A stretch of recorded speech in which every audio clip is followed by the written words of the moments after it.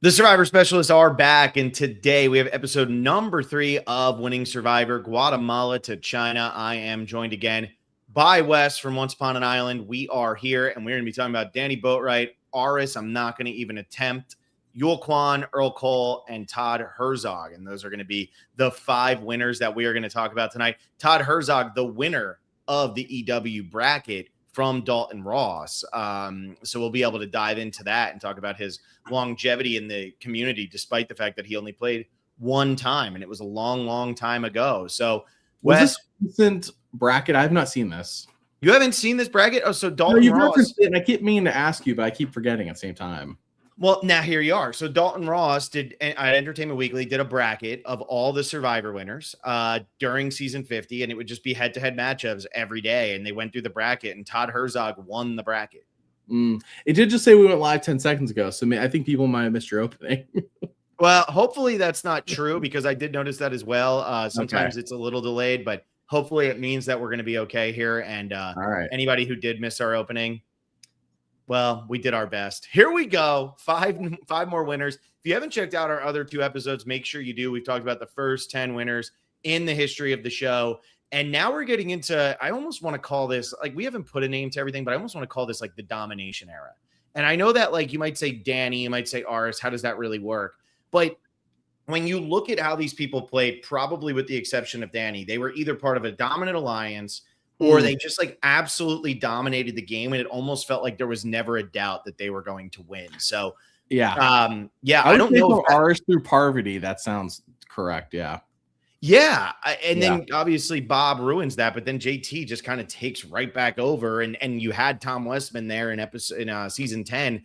So I feel like that does make sense. I feel like that's kind of what this era is, and this is when we're getting to the beginning of the golden era, at least in my opinion, of what Survivor has to offer. I mean, what about Natalie White? I feel like domination. Yeah, sure. She did. She dominated sitting there. She did a great job. Yeah, we'll get to Natalie White next week. That's next week. Yeah, as you can tell, I'm so excited. Danni Boatwright. Hey, from now on, if you ask about rankings, Phil, which you've done the past couple weeks, I can actually give you all the rankings. I don't want to just talk about all the rankings for season and winter rankings, but I did just post those on YouTube this week. So season rankings, winter rankings, all 50 seasons up on YouTube, my channel. Go check them out. But yes, now if you ask what's right above, right below, I can definitely answer that without feeling like I'm spoiling anything. So I still can't answer mine yet. We still have one more episode, and then I can start answering at least my bottom 10.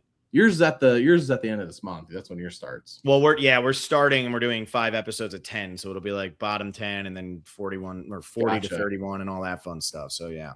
All right. Well, Danni Boatwright, Guatemala. Before we even really get into this, there's one thing I want to mention, so otherwise I'll forget it. Is that this season, I think it was criticized. I don't know if it was at the time, but I think it was criticized at the time for not being diverse. This is right before, of course, the Cook Islands and Fiji. But I think it was criticized for that. And on the show, they tried to address it by having Jamie say, "Man, what a diverse group of people we have here." And he goes on to label people's jobs. And it's like, the show, that's what I mean. I feel like the show knew this season, like, you look at the cast photo, you're like, doesn't look that diverse. It's one of those things. Like, I always thought that every time I think of Guatemala, I can't unsee it now. When Jamie said that, I'm like, if he didn't say it, I probably wouldn't even think about it. But because he said it on the show, I can't not see it now. It's almost like by addressing it, they made it worse in my eyes. Blake and I did a podcast recently, not Golden Boy Blake, who I podcast with. Not Blake podcast. Yeah, we did a podcast recently where we talked about like binge watching Survivor in chronological order and why it's important to do that. And I think that this is something where it's important too, because if you look at the way that the seasons are separated after Guatemala, you get the next season is old, young, plus they do men and women. So they want to show like, look, no, there's older and there's younger. Yep. And the season after that is separated by race. And they wanted Fiji to be Cook Islands 2.0. They were ready to separate by race again. They kind of did 41 and 42. And then they're like, oh no, 42. We're not going to do 41 exactly the same. Yeah. But exactly. That's what they meant to do. Right. Yeah. So that's where it is interesting when you watch these in order, because I think that Survivor Guatemala is the only season without a black person on the season. I don't have that in front of me. I just remember that's the only thing I always remember about the season. And you're right. It's almost like the seasons that follow it are trying to course correct that in the public's eye. But they only do it for 2 seasons, and then they kind of go back to what they were doing with China and beyond. So I just want to mention that's not super important, but just one of those things like I can't unsee it now at the show. Once the show mentioned it, it's impossible to unsee. So anyways, Guatemala, Danny Boatwright, Kansas City Chiefs fan before they were really good. Like they were okay in the 2000s, but they were not like it was not the Andy Reid, Patrick Mahomes era. So I got to give her props. She's an actual Chiefs fan, like not bandwagon. Definitely not bandwagon. It also helped that like, the Chiefs have a storied history. So like, if you live in Kansas City, even if you don't get to watch a title, there were some titles early on that help out. So like you at least have a storied history. It's a team that's respectable to root for. But I mean, how purposeful is it to put Danny Boatwright on the same tribe as Gary Hogaboom to start the season? Yeah. I mean, he's just a landscaper, so I'm not sure why that would really matter, Phil. Like kind of a strange, like who cares? Just landscaper. He didn't do anything. Well, we got to talk about Stephanie LaGrossa and Bobby. Sorry, is it Bobby? Yeah, Bobby John. Yeah, Bobby John. I almost said Bobby Heidick, and I'm like, that's not right. That isn't. That would be, Brian Heidick's secret brother. Bobby John's back. Bobby John doing basically the same thing he did last time. Stephanie basically doing the same thing she did last time, but with a much different story being told about her. In terms of how she is as a person, she's basically the same as last time. It's just crazy because ultimately at the end of the day, Danny Boatwright beat Stephanie, and it's a landslide. And I know there's a lot of like, the jury was never going to vote for a returnee to win. And it makes you wonder, okay, does Danny beat Rafe at the end, Phil? What do you think? No. I think Rafe wins the season pretty easily, honestly. Yeah. Yeah, I could see that. Rafe was definitely... I mean, he goes on to ruin Wheel of Time, the TV show, in my opinion. That's what everybody who watches that tells me. Yeah. My wife read the books, and I did not read the books, to be fair, but we did watch the TV show, and she was like, no, this is not it. And yeah. And then they were going to give him the lead, I think, on the God of War show, and then they shut that down. So probably for the best. But anyways, that's just like, I can't unsee Rafe when with Wheel of Time. So yeah, Danny it's funny. Boatwright. I didn't know about. Well, now you brought up Rafe. Now I got to mention that I didn't actually know that about Rafe, but like one of our friends in Florida was a huge Wheel of Time fan and like loved the books and just thought the show was such a steaming pile of shit. So here we are. But all right, so Danny's game. Yeah. This is one of those ones that's really hard to rank or really rate, talk about any of this, because Danny openly has stated that she kept her game to herself because she thought production was going to give information to Stephanie LaGrossa. And they probably did. They probably inadvertently gave information out via questions being asked. I've heard this too. How production would not intentionally, but basically unintentionally give away information by asking questions of things people weren't even thinking about. They're like, hey, have you thought about what if this person has an idol? No, I haven't. I hadn't thought about that. And it's like puts ideas in their head without production maybe realizing they're doing it, or maybe they are realizing they're doing it. Of course, this is the first season with an idol, so not that specific question, but it could be like, have you thought about these two being aligned, for example? It's like, no, I hadn't thought about them being aligned. Yeah, that kind of thing. I think that's what she was worried about, and who knows how rampant that was. The first 10 seasons. Yeah. First 11 seasons. Well, and you have to think this is the first season where newbies are coming out there with 2 returning players. Like it's a crossover. And so she knows Stephanie LaGrossa was just America's sweetheart. I mean, you sit there and you watch the season and you see the way the women talk about Stephanie LaGrossa. Everybody wants to be on Stephanie's team. And I know that like nowadays, maybe some opinions on Stephanie have changed, but at the time, Stephanie was unbelievably popular. And what the show is trying to do, what the show is trying to say. And so if you're Danny, I understand. I mean, you also have to think, and this is where it's very interesting. Danny is coming from the world of sports. And I'm not somebody who would sit here and say sports are rigged, but you do hear those conversations sometimes of did this call go this person's way because they wanted the Cowboys to go further, because they wanted this or whatever. And so that's probably something that's in the back of her mind. And she's looking at it from that storytelling perspective of, we're coming off not too long before this, the Tuck rule and all of these different things that really changed the landscape of football. And maybe in her mind, she's saying, well, if they're willing to have Stephanie LaGrossa come out here and play with us, that probably means they want Stephanie LaGrossa to do really well. And as we will see in future seasons with these not even half newbie, but these captain type seasons, they tend to put a dud cast together so they can get their favorites a win. So I understand where Danni was coming from. The unfortunate part is, though, she goes on the almost exact same journey as Chris Doherty, and we both revere Chris Doherty, but you don't get to see why Danni is making the decision she is for so much of this game. It's more like Vesepia in that way, where it's like they weren't really interested in telling her story, despite how on paper she does a lot, or on paper it should be impressive, but it's like show's not really interested in telling Danny's story. They're not. They're interested in telling Stephanie's story. They are. And Judd and Rafe. Jamie while he's there. They're interested. Bobby John to a degree. He's only there for half the season, but it's really what they're more interested in. It feels like telling. They're not interested in Danny's story. And it's just a mistake of these early seasons of like they should be a little more interested in telling the winner story. It's like you're kind of foregoing that a lot of people will just base their opinion on a season based on how much they like the winner. How much you like the ending. Yeah. Which does that matter to you or not really? To my enjoyment of a season, it does affect it. But if it affected it that much, then I wouldn't like the Amazon, because no matter what you talk about Jenna, like her story is just unsatisfying the way it's told. Vesepia, same way. It's like, but I still enjoy the season. I actually really like Vesepia. We talked about that, but Jenna, I didn't really care much for her as a winner, but I still like the Amazon. So it's a factor. It definitely can enhance the season. I will admit, like I do like 43 more because I like Gabler, but then I'm sure other people do. And I don't know. So I'm saying it has an effect for me, but it's not like the end all be all, where I feel like for some people it is the end all be all. Like you can't like Redemption Island unless you like Boston Rob winning. How do you like that season without liking that he won? It's all about him. It's all about him. Yeah, right. If you don't like Boston Rob, that season tanks no matter what. And if you do like Boston Rob, I think the only people who do like that season are Boston Rob fans.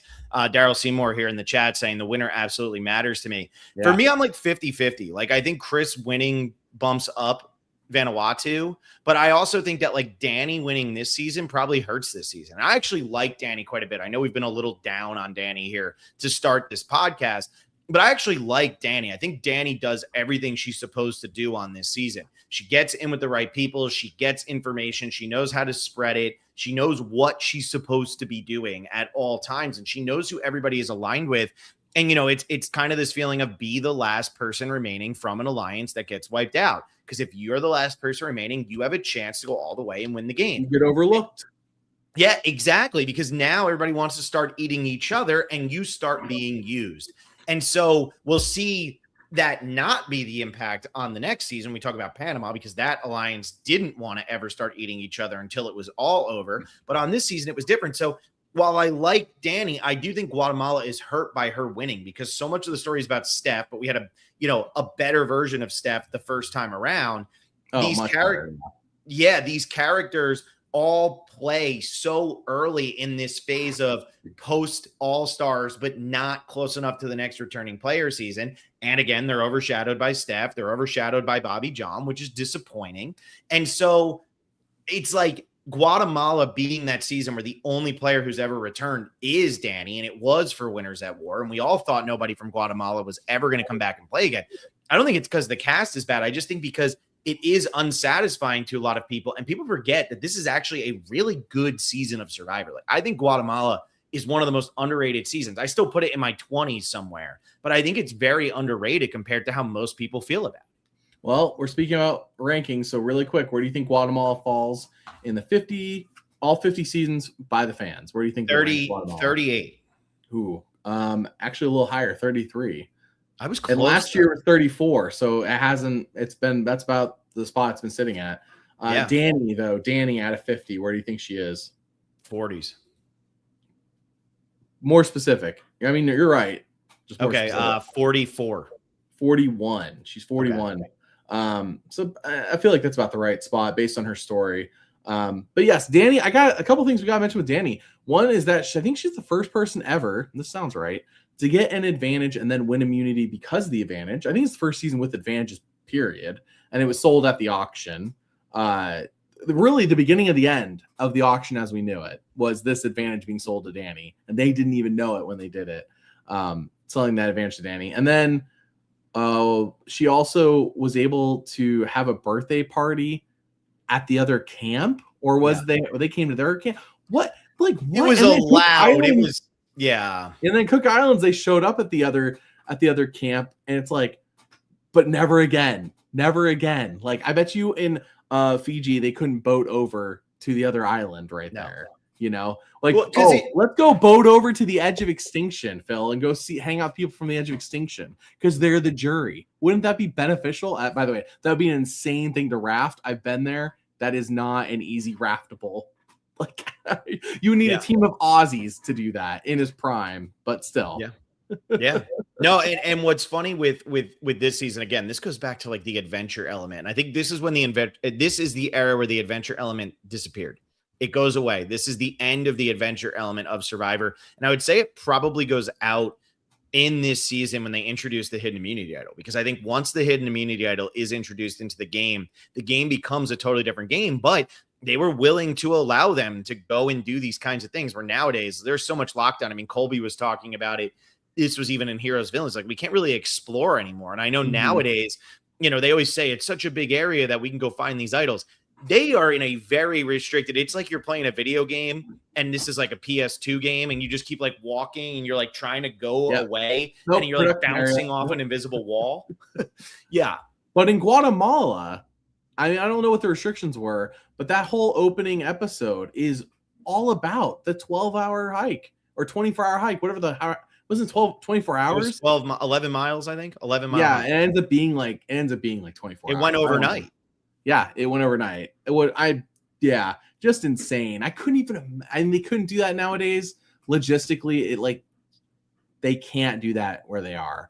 But that's just an insane thing to put those players through. And that's what it's really about. Go ahead. Take from an old school fan. Yeah. That's a terrible way to start the game. Well, yeah, no, the episode needed to be twice the length to do what they did. Yeah. We're talking about the show, period. The episode needed to be like twice the length, or at least a 90-minute episode where it's, extra 30. Like, it gives no time to learn who these people are. And that's part of, I think, why Guatemala struggles a bit with people in the rankings. Same with Vanuatu, is like they have so many ideas, but they front load the ideas. And so it doesn't give you enough time to connect with the players in these shorter episodes. So I think it's a really cool opening. I just don't think they had the time allotted to do it. And of course we had players like passing out and like, Jim with his arm, or I guess that was in the challenge. But Judd Bobby is thrown John up, was Blake is thrown up, shaken. Like, guaranteed medical had to come and check these people. Like, they didn't show that, but guaranteed. There's no way medical doesn't get in there and check on these people. Nowadays they'd probably pull him from the game and like send him home. They'd be like, "Oh my God, you almost passed out. We need you out of here. Go home." The snake dry bit you. You must leave the game. Unreal. Your mind says that you can't do this anymore. My mind says that? What? How long has that been going on? You have PTSD now from this dry bite. You must leave. Meanwhile, in Guatemala, 12-hour or 24-hour hike. Yeah, we're just gonna make you suffer. I mean, I think it's a stupid way to start it. I mean, Guatemala, I think it's a pretty epic season. But you've asked me how I feel about Danni's game. We have Chudaman over here who says you have Danni purposely undermined her own game to the editors as her strategy, worked her way from the bottom of the merge and quietly unraveled Stephanie's alliance. She played a brilliant game. Where do you stand on Danni's game?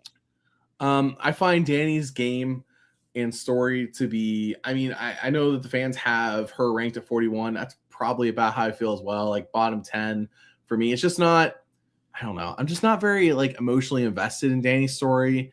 And I think she's kind of fun. Like, when she lets her personality come out, but when she said I was literally a stealth bomber, I was hiding who I was from the show. And nope, I get I 1000% see that, the show didn't have much to work with, but what they did have to work with feels like they didn't take advantage. And like, I feel that when watching the show. So like, I'm emotionally invested in Judd. I'm emotionally invested in Stephanie. I'm not really emotionally invested in Rafe. I know he's a lot of people's favorites, but like really Judd and Stephanie kind of take center stage for me here. And it's probably because they're bigger personalities, especially Judd. Judd's amazing. Yelling about ADD at tribal council. Cannot forget it. Hope you get bit by a friggin' alligator, he said, or something like that. Crocodile. Yeah. Judd, 10 out of 10 character. Can't believe they didn't bring him back. 1000% he should have been brought back from Micronesia or Heroes Villains. The biggest problem is Micronesia not being a full all-star season. Oh, and it works. It's a fun season as fans versus favorites, but when you actually turn around and you look at that, the fans really weren't a great tribe. Like, I know we can get excited about how good that season was, but the fans weren't a great tribe. And you can't tell me that tribe, like just men off the top of my head, Rafe, Terry, Judd, Earl, if they wanted to go full all-star season. So now you can put a winner in there too. Maybe even Yule, because you can put a winner in there. There's 5 men that you could have put on to season 16.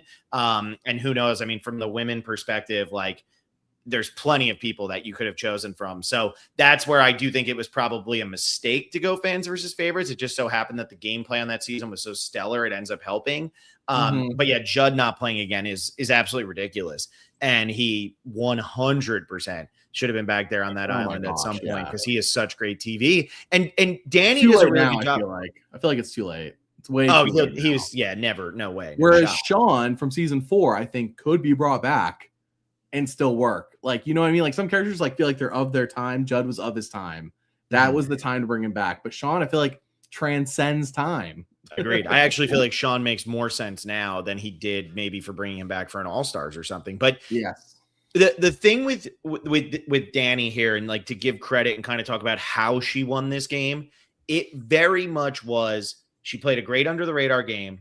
She let other people take the bullets for her. She just kind of sat there and laid low, and she kind of did a mix of like Gabler and Natalie White, where Gabler peeked up, the Alligabler. He peeked his head up and then he went right back underwater and he said, okay, great. I'm not going to have to do anything now until I get to the end and I'll just use my game and say that this is why I won. But then she also had the Natalie White of riding really hard with the people she knew were bigger threats and sitting at the end next to Stephanie, just like Natalie White sat next to Russell Hantz and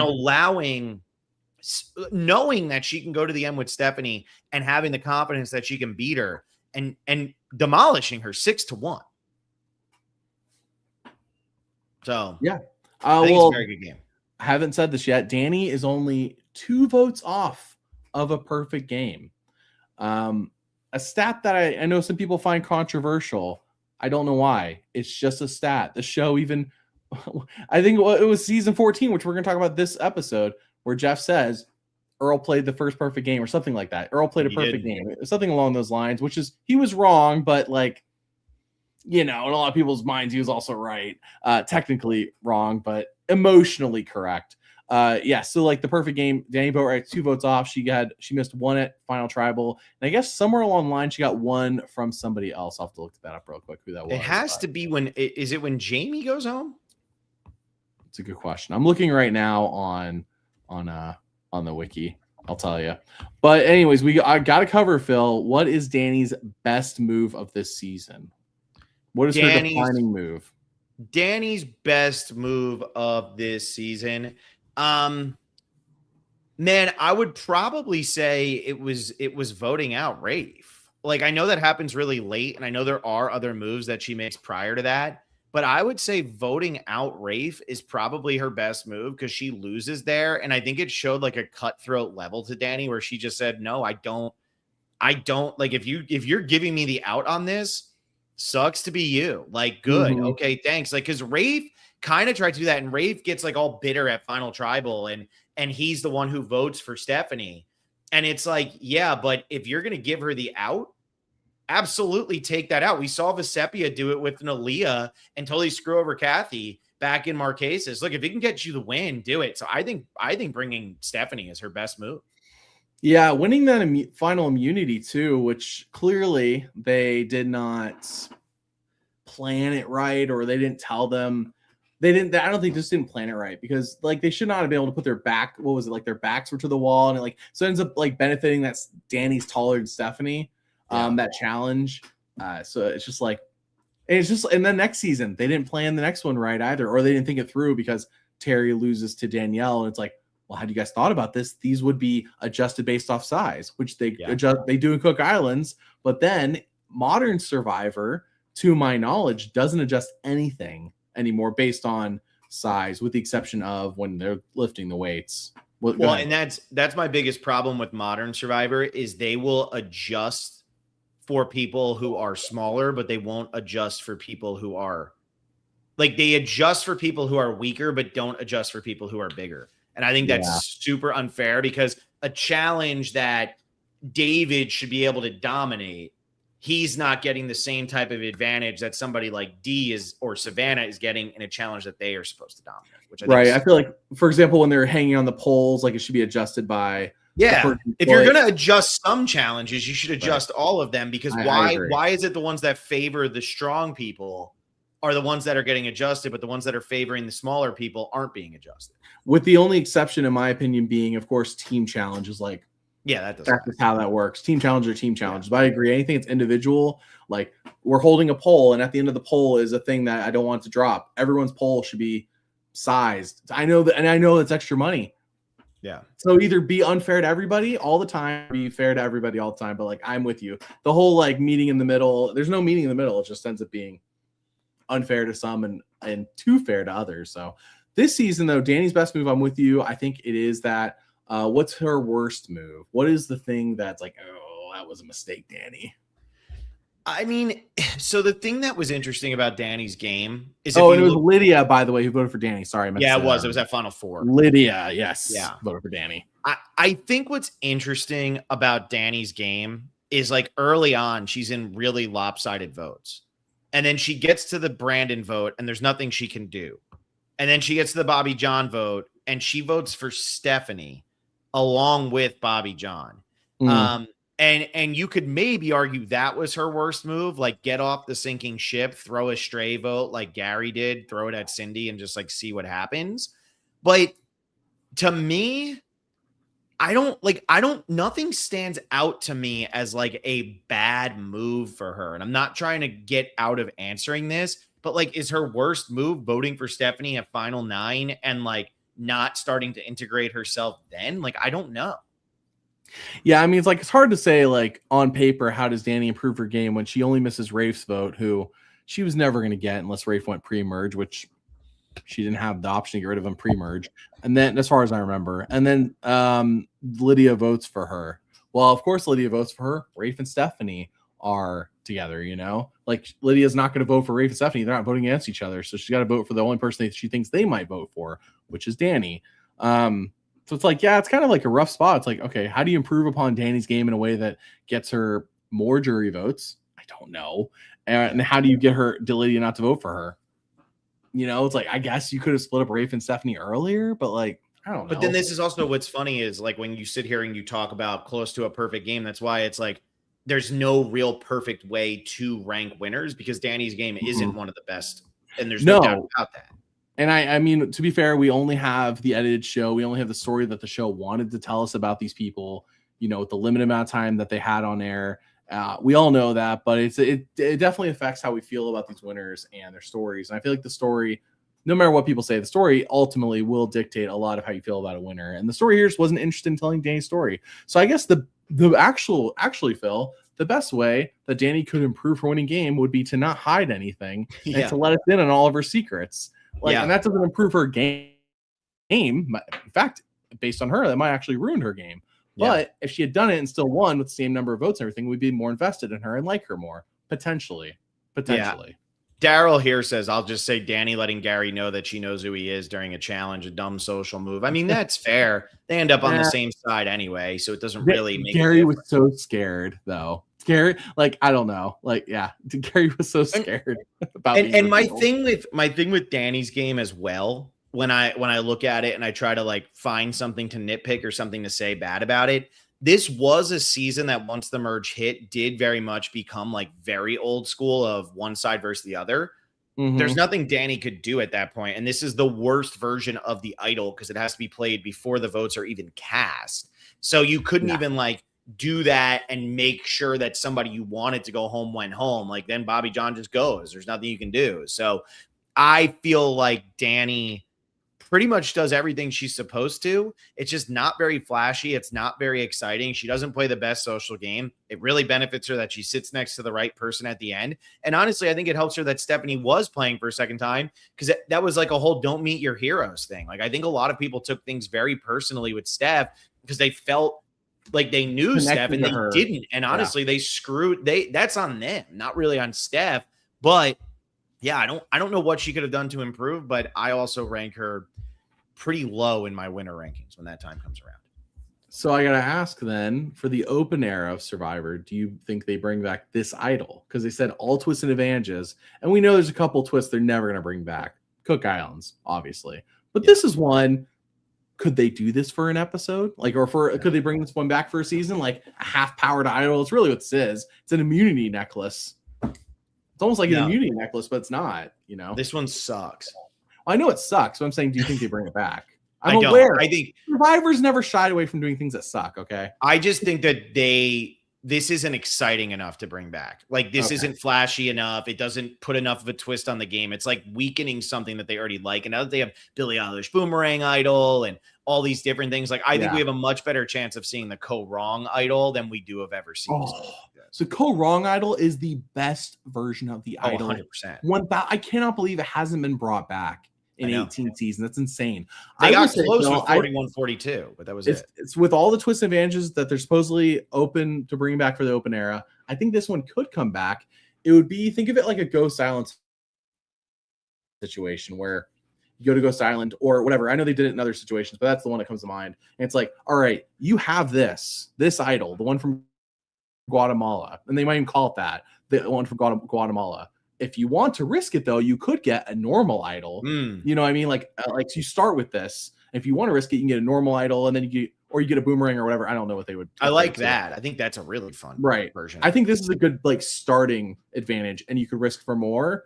But I don't see why this can't come back in that situation. I wouldn't want to hand this out over normal idols. Obviously, normal idols are the best. Only bettered by Cook. The way Co-Wrong does it. Yeah. So, all right, Danni. I don't think we have anything else for Danni, unless you do. No, it's time to move on to Aras. Yes, I gotta say, Panama, Cook Island. I want to talk about Cook Islands. I keep saying it. Panama, Exile Island, is a season that keeps ranking high every year, but I don't see a lot of people talking about it in that way. But it always ranks really high.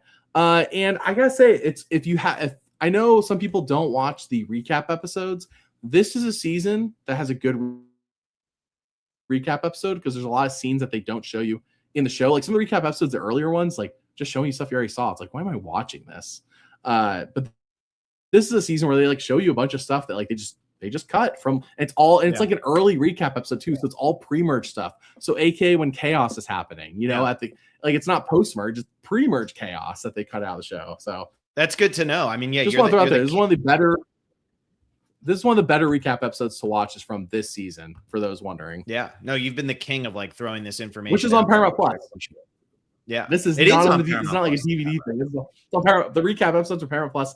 The recap episodes from this season moving forward will have scenes that you have not seen before, and they usually put new scene on the bottom, so you can kind of skim until you see new scene on the bottom. And that is where Aaron's infamous "Who is this jackass?" comes from. That is from a recap episode, not from an actual episode, and that's one of my favorite lines in the history of the show. Also, this season, because I know we're talking about Aras, and it's not relevant to Aras, but Austin is the first person ever to make a fake idol, and it was left in a secret scene that they showed on CBS. Wow. Yep. It's not. I know everyone credits what's his name on Fiji. Sorry, I'm tripping on his name. Yeah, man. He gives away the car. Yeah, man. Yeah, man. Thank you. Yeah, man. Yes. No, Austin this season is the one that does it, and then he doesn't go through with it because he feels bad for tricking somebody. And he's on Exile with Danielle, and he makes a fake idol, and he decides not to go through with it. It's like, Austin, you could have made Survivor history, dude. I don't remember who he is aside from the fact that he didn't do the fake. You could have been known for something. That's the Lamina tribe overall, right? I mean, they could have been known for something, and instead they kind of vanished. just potential with nothing to show for it. Kasaya, and it's crazy. This is a season again where people they got to pick their own tribes. We talked about this, I think, last week, where we said when they pick their own tribes, it's kind of chaotic. You know, this is a season where they got to pick their own tribe. Look, that's how you get Kasaya. It's not because the show put them together. Yeah, and this was picked after the original start for anybody who's going to try to correct Wes on that. Don't. Yeah, week 2, whatever. Episode 2 is when they picked it. That's so crazy. They're only together on the regular tribes for one episode. I gotta. Yeah. So I'll throw up this comment here. Sarah Tron, 1991, finally catching the series live. I'm so happy. I freaking love both of you. I believe in Wesley. Insert Joe Hendry theme here. Congratulations on the milestone, Wes. Sarah's a longtime follower. She knows that I'm a Joe Hendry fan. I believe in Joe Hendry. Phil, do you know Joe Hendry? I have no idea what's being talked about. Phil, this is a rabbit hole you'll have to get into after the show. You'll have to look up on YouTube. Joe Hendry. He's a WWE wrestler. I don't know how else to put this. He's Scottish and he made his own theme song. And I want to say that theme song basically got him his WWE career because he was kind of a nobody. He makes his own theme song, gets super popular. Like, I've watched him wrestle, but it's really more about Joe Hendry, the character, for me, versus Joe Hendry, the wrestler. Okay. So, yeah. Okay. It's a that's good to know. Maybe one day I'll know this. You got to get on Fair Play's podcast so you can talk to him about Joe Hendry. I'm sure. It's Fair Play. The only time Fair Play's ever reached out to me was like 6 years ago. I made his video and he heard through the grapevine that I made a video about him, but it hadn't gone up yet. And he reached out to me. He's like, "Hey, I heard you made a video about me. What's it about?" And it's like, that was the only interaction with Fair Play. So I don't, though Fair Play knows I exist still. That makes sense. There you go. So if you want your Fair Play to notice you, make something about him, but don't release it yet. But somehow he finds out, probably because it was on Patreon, I'm sure at the time. But anyways, it's like the only time I've ever heard from Fair Play is when he's like afraid I was going to make a video, I think, bashing him. I don't know what he's thinking. Just thought it was funny. It was interesting. It was like 2020, so. Well, who are we talking about? Aras? We're talking about Aras has commented on his winter video. I've had people comment on their videos. I think, Ethan was the first one to comment on his winter video from season 3 Africa. Aras in our chronological order. Aras is the second. Nobody else from the first 11 seasons commented on their video. Ethan did, then Aras. Aras commented, yeah. I love that. Aras was just at the finale. He was just at the 50 finale. He was there. Yeah, I have a friend who plays basketball with Aras or used to play basketball with Aras. I don't know if he still does. And that was one time I emailed Aras one time. He emailed me back and I emailed him back. And that was the end of that conversation. So maybe one day Aras will appear on the podcast. But all right. He doesn't seem inaccessible to me. He seems accessible if you want it. If he wants to, I'm sure. I agree. Like Natalie White's inaccessible. I'll tell you off. She's not she doesn't exist. Oh my gosh. But yeah, Aras, feel like you get Aras. Well, here's my thing with Aras. So you just asked me, does the winner really matter for a season? It does on Panama. And I think Aras winning is such a deflating ending to this season because you have Terry and you have Cirie, whose two storylines are so much more compelling than either Aras or Danielle. And when I rewatch the seasons, I appreciate Aras's game. I really do. The way he keeps Kasaya together. I mean, Aras he's the glue. Pretty much. Yeah, he's telling people that they don't matter early on, which is really funny. Like him talking to Melinda and Cirie and being like, well, one of you is going to go home tonight. And it's just so outrageous. You start rooting against the guy right there. But he is the one from Kasaya who has a head on his shoulders and isn't losing his mind over and over again, with the exception, obviously, of Cirie. And Shane, Courtney, Danielle, I feel like he was the one who had the most in common with all of them and was able to keep them together. And he's also Terry's biggest adversary. And you see Terry the entire season trying to get under Aras's skin. And a lot of times it works. I mean, I always think about the family visit when Terry talks about I don't care about your mom. I'm always going to pick the husband and wife. Are you kidding me?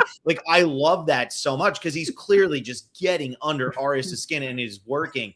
And the thing is, though, I almost feel like Aras doesn't fall far enough into a hero or a villain. And that's the downfall to him. He's very neutral, and he could be so good as a hero or a villain, especially if he was a villain going up against Terry, and he actually ends up getting the better of Terry and winning, and we get a villain. That's more satisfying, but he is so neutral. And on a season where 2 of your final 4 are Cirie Fields and Terry Dietz, for Aras to be the winner is disappointing and does hurt Panama in my rankings consistently. However, I appreciate Aras's game. I just rank him pretty low because I think that the season is better if he doesn't win. And that Kasaya tribe, so many of them had no idea what show they were on. and they were along for the ride, and they were easier to manipulate. And that's why I think like he keeps them together, but they are so simple to manipulate. Kasaya has some good secret scenes too in that recap episode. There's also, and if you do get access to the DVDs, anyone who's listening, there are secret scenes like the one I mentioned about Austin with the idol on the DVD that you can watch, that they always show them during the CBS morning show. One of them was after Bruce is medically evacuated. I forgot who wore his shirt or his shoes. Somebody wore his clothing and he did not like it, but he like in his own Bruce way, when I was like, oh, I didn't know that, like on the CBS morning show.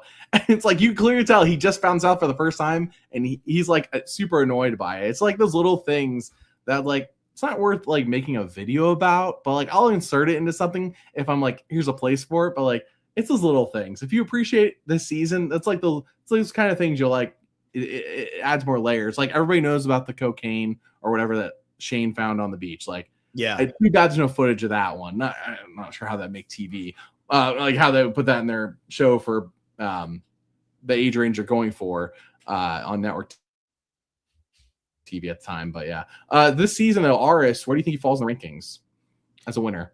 Well, first I want to throw this up because Red Shirt Fan says this, and I think it's funny. It's funny that Aras is the normal guy in Kasaya, like he wasn't doing hand stacking rituals on day one. Yeah.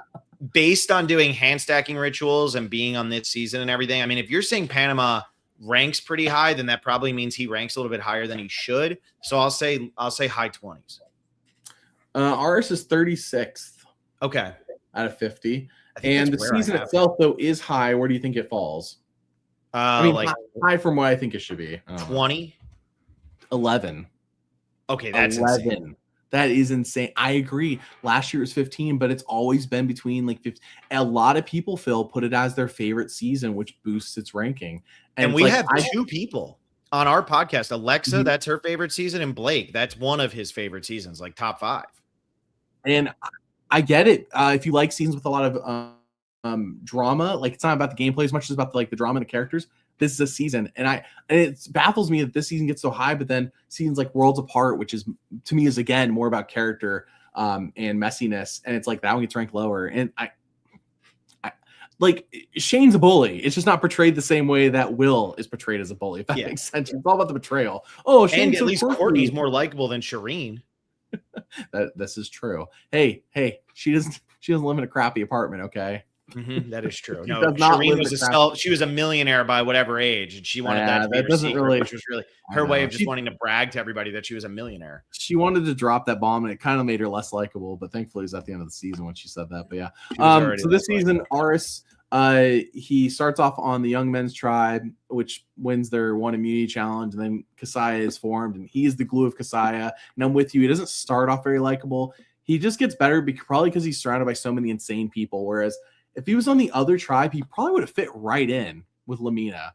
Like Lamina was kind of like a boring tribe. Aras is kind of like more of a boring guy on his season, but he's a boring guy amongst a group of insane people or big characters, because Sari's a big character. She's not insane this season. And it's like he's the glue. He holds them together, a bunch of insane people, and like fantastic. Every season that they let them pick their own tribes, is a mess in a good way or a bad way. It's a mess, and I always enjoy it, and I wish they would do it again. That's an open era thing they should do. I hope that's what they're doing on 51 with the 21 people. I hope it's a pick your own.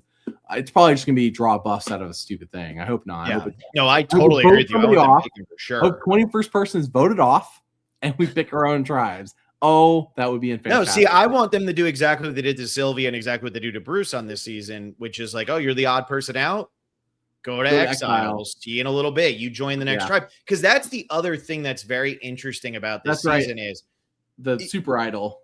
And Lamina always gets shit on because they are a little bit more of a boring tribe. Although I will go to bat for Terry and Dan all day, every day. I think that they're great TV, and I love Terry. Like he's one of my all times. But the thing that's funny with Lamina is Lamina, I think, actually wins the same amount of immunity challenges as Kasaya, but they win the wrong one. They win that first one where if you lose the first one, you vote somebody out, but you get Bruce. So now you're right back to even. And that's what happens. Kasaya loses. They get rid of whoever it is, Melinda. Yeah, it's Melinda. And Bruce comes and joins that tribe. So now Kasaya gets a 6-4 advantage at the merge, when in reality they had lost 2 of those immunity challenges. It just doesn't, or 3 of those immunity challenges. It just doesn't matter for them at all. So that's where they're able to get the upper hand.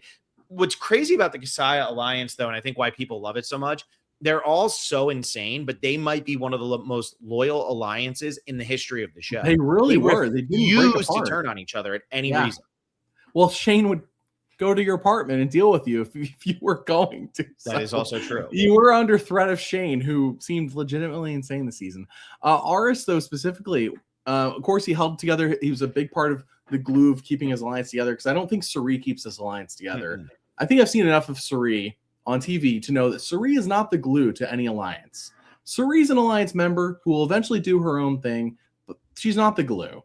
Aras was definitely the glue this season. Of course, we didn't get enough of him on Blood vs. Water to see if it would persist. That, like, would he have done that post-merge, kept people together? I don't know. Different season. But this season, though, it really benefits him to keep his alliance together. It also benefits him to have his adversary in Terry, because it kept, and Terry winning immunity after winning immunity actually helped Aras. Terry being there helps Aras because it keeps the target on Terry. People aren't looking at Aras as a threat because they're so focused on Terry. They're locked in. Terry with 5 immunity wins and a super idol. And of course, what else? No, yeah, 5. Yeah, no, that's it. Yeah, 5 immunity wins and a super idol. Like, if Terry loses, this is what people forget. If Terry loses, Aras is done after that, because they all would have seen him as the second biggest threat. But because Terry keeps winning, they see Aras as really the only one who can beat Terry. And that's why they want to keep him around. I mean, it helps Bruce gets medevac.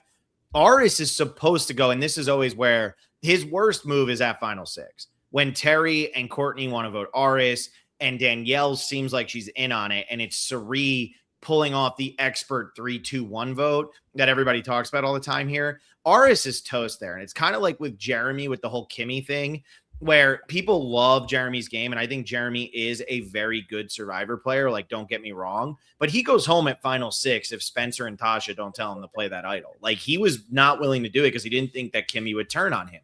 And I think Aras here, like, it shows that, yes, he had good alliances, but, you know, they're ready to turn around and vote him out here. It's just that Suri realizes, well, it's better for me to have Aras, because Aras and Terry will always be looking at each other. And that means I have a clearer path to get to Final 2, which at the end of the day is the goal. Aras had a meat shield before it was called that. He had a meat shield before it was called that. Exactly. Something else, I think Aras's worst move, and this is going to sound like a joke, and maybe it is a little bit, but almost getting medically evacuated in day 39. So it's hard. It's one of those things like, oh, what you see? You're like, oh, how did I forget that happened? Yeah, Aras almost gets medically evacuated in day 39. I don't know what they would have done if he had to get medically evacuated.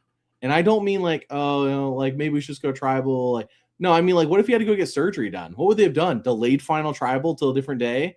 Yeah, like, what if he breaks his leg? Put him in a cast that day. I guess he got glass in his back. It could have been bad. He could have been bleeding out on day 39. It's just like, it's that close to, does Danielle win by default? Like, we never had Survivor first, somebody wins by default, Danielle, and then everybody for the rest of the time would be like, she's the 50th, she's the worst winner because she didn't even have to compete with anybody at Final Tribal. And then people would joke that actually it's 4D chess to get rid of your competition at Final Tribal. Keep giving them drinks. Day 39. Keep getting them drunk over on the slippery rocks. No, I mean, it is like crazy how bad that could have been. And like the fact that, you know, there's always the rumor, which I don't buy at all, that like they started a Final 3 after that because of what happened to Aras. No, they started a Final 3 after that because of what happened to Terry. But I'm sure this was a small, it may not main factor. It's definitely a small factor. Like, oh no, what if Aras had been medically evacuated? Also, why didn't we let Terry win? Because that's what production was thinking. Yeah. Obviously. Let's fix that next season by making the challenge be fair to everybody for the final one, where they all stand above the water Cook Islands, and by having a Final 3 just in case. Yeah, they'll never publicly admit it. I don't think Phil, like, I don't know. There was clearly no plan. What if Aras gets medically evacuated? Why would there be? I would not have thought of this either. But also, it's like, I don't think there was ever a plan either for South Pacific when there was 9 jurors and a Final 3. Like, what if they all got 3 votes? Yeah, I know. I think Jeff place is the deciding vote. Like, that's one of the few things Dalton Ross will press him on. I think it was Dalton Ross. And Jeff just won't answer the question, like, because the answer is they don't know. They didn't have a plan. It wasn't thought through. That's why. Otherwise, he would have just told you by now, right? Like, who cares what happened 27 seasons ago, except for the person asking. Jeff either doesn't know or doesn't remember, but, like, why not just answer the question? Because doesn't know, because there wasn't a plan, which makes me think, obviously, that what would the plan been here? I don't know. But I think Aras is, like, that's doesn't sound his worst move. His best move, though, was definitely being so good, like being good enough at challenges and being the glue, but like being good enough at challenges where people thought this guy could beat Terry. He does beat Terry once, if I recall. He gets one immunity win. He does. He would have gotten Final more. Four. He wins immunity. And Terry's idol is still good. Doesn't he get second place a bunch of times? I don't have an exact count in front of me, but he definitely is like close to beating Terry a few times. Just Terry wins. Yeah. Just Terry wins at the end of the day. I mean, the thing for me is, like, I think his worst move again is the 3-2-1 vote, because even though he ends up surviving it, it's not on his own accord at all, and he's about to go home there. But he votes for Courtney on that one. He does vote for Courtney, but like, I still like. So maybe it's a good move for him, but it's also one of those moments where, like, he had no idea how close he was to going home in that moment, and he's putting all of his weight against Danielle. Yeah. And it works, but it's Cirie's move, and like Aras being in that position in the first place. I also think there was the potential that voting out Shane was going to be terrible for him. And this is where, again, this is similar to Danny's game, where Aras doesn't really have a bad move, but voting out Shane there at Final Five easily could have turned Shane to just be the person who's on the jury saying, Aras, he pretty much does anyway. Say, like, you're a loser. You live in your parents' basement. Shane votes for Danielle. So Shane and Bruce vote for Danielle. That's crazy. I mean, if I'm looking at this right, Terry and Cirie vote for Aras. Shane votes for Danielle. Courtney votes for Aras. Bruce votes for Danielle. Sally and Austin vote for Aras. So does he have a bad move? I mean, his worst move, you know what his worst move is? It was on day 4 telling Melinda and Cirie, you guys are going home and there's nothing you can do about it, and being that cocky and having no idea how Survivor works. He didn't know that Cirie was going to be a legend. He had no idea. Yeah, that's probably his worst move. And his best move, I don't know. I mean, really his worst move was things that he attempted in terms of trying to get rid of Terry. Like, obviously it makes sense to get rid of Terry, but had it happened, had he been successful as early as they wanted him, as early as they all wanted to be, I think Aras gets targeted as a big threat much earlier. Well, and I also think that Terry convincing Danielle at the end of the game to take him to the end is maybe his best move. Like, saying, like, everybody's going to see you as a traitor, whatever. Because I do think Danielle, she loses to Terry. Like, there's no doubt. Oh, of course. But Danielle was leaning Terry, I think, for a while there.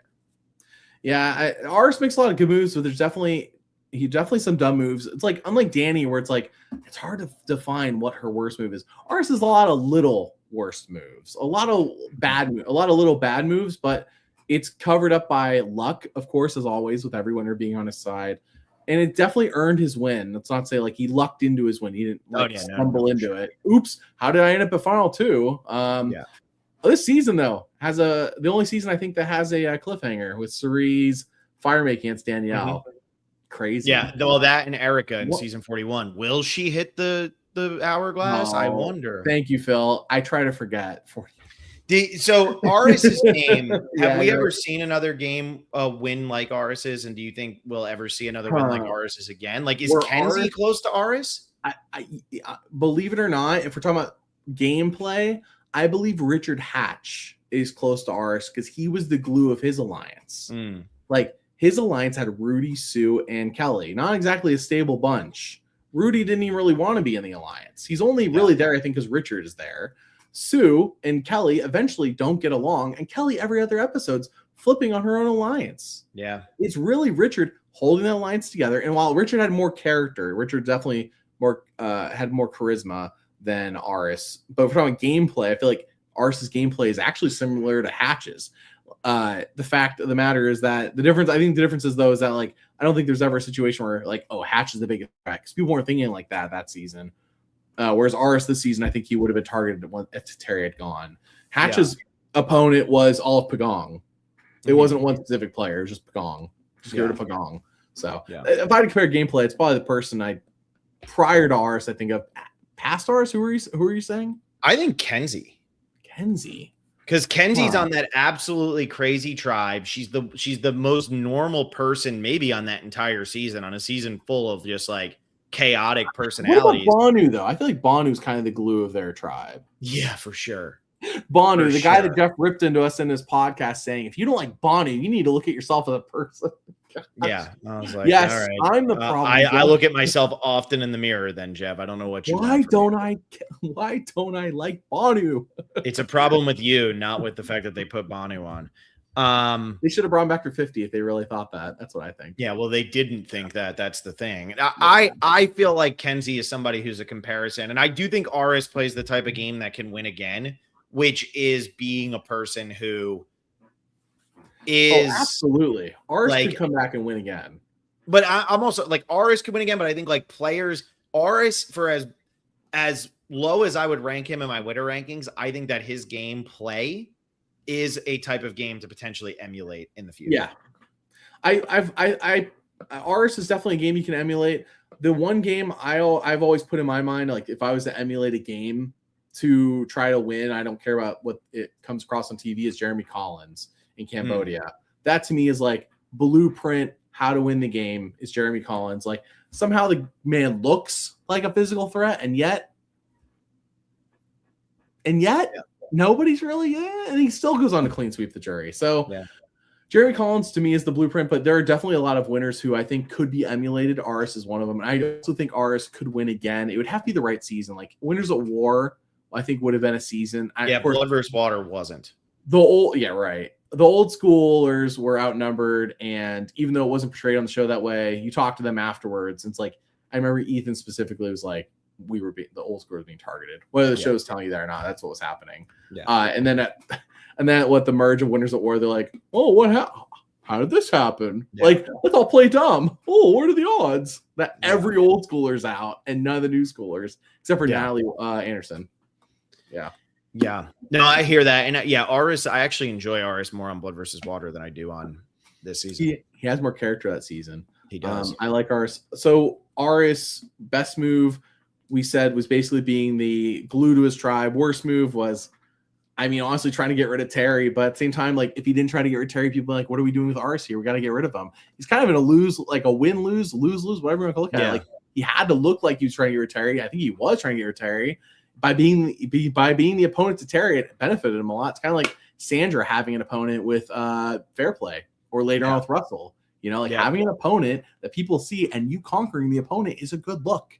It's a good look to conquer. Even if you don't conquer them, even if you're not the reason they get conquered, because we see that with Sandra, with Fair Play, she's not the reason. Like Lil ultimately picked Sandra, and then in this season, Danielle ultimately picks Aras. Like, it's okay though. It's okay. Right. Correct. So Aras, I don't think he's like that much better than Danni.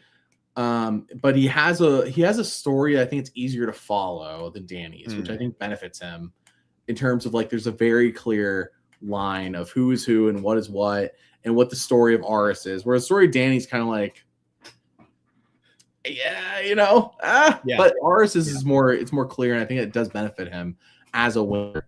As much as we want to talk about gameplay, like Aras's gameplay it's fine.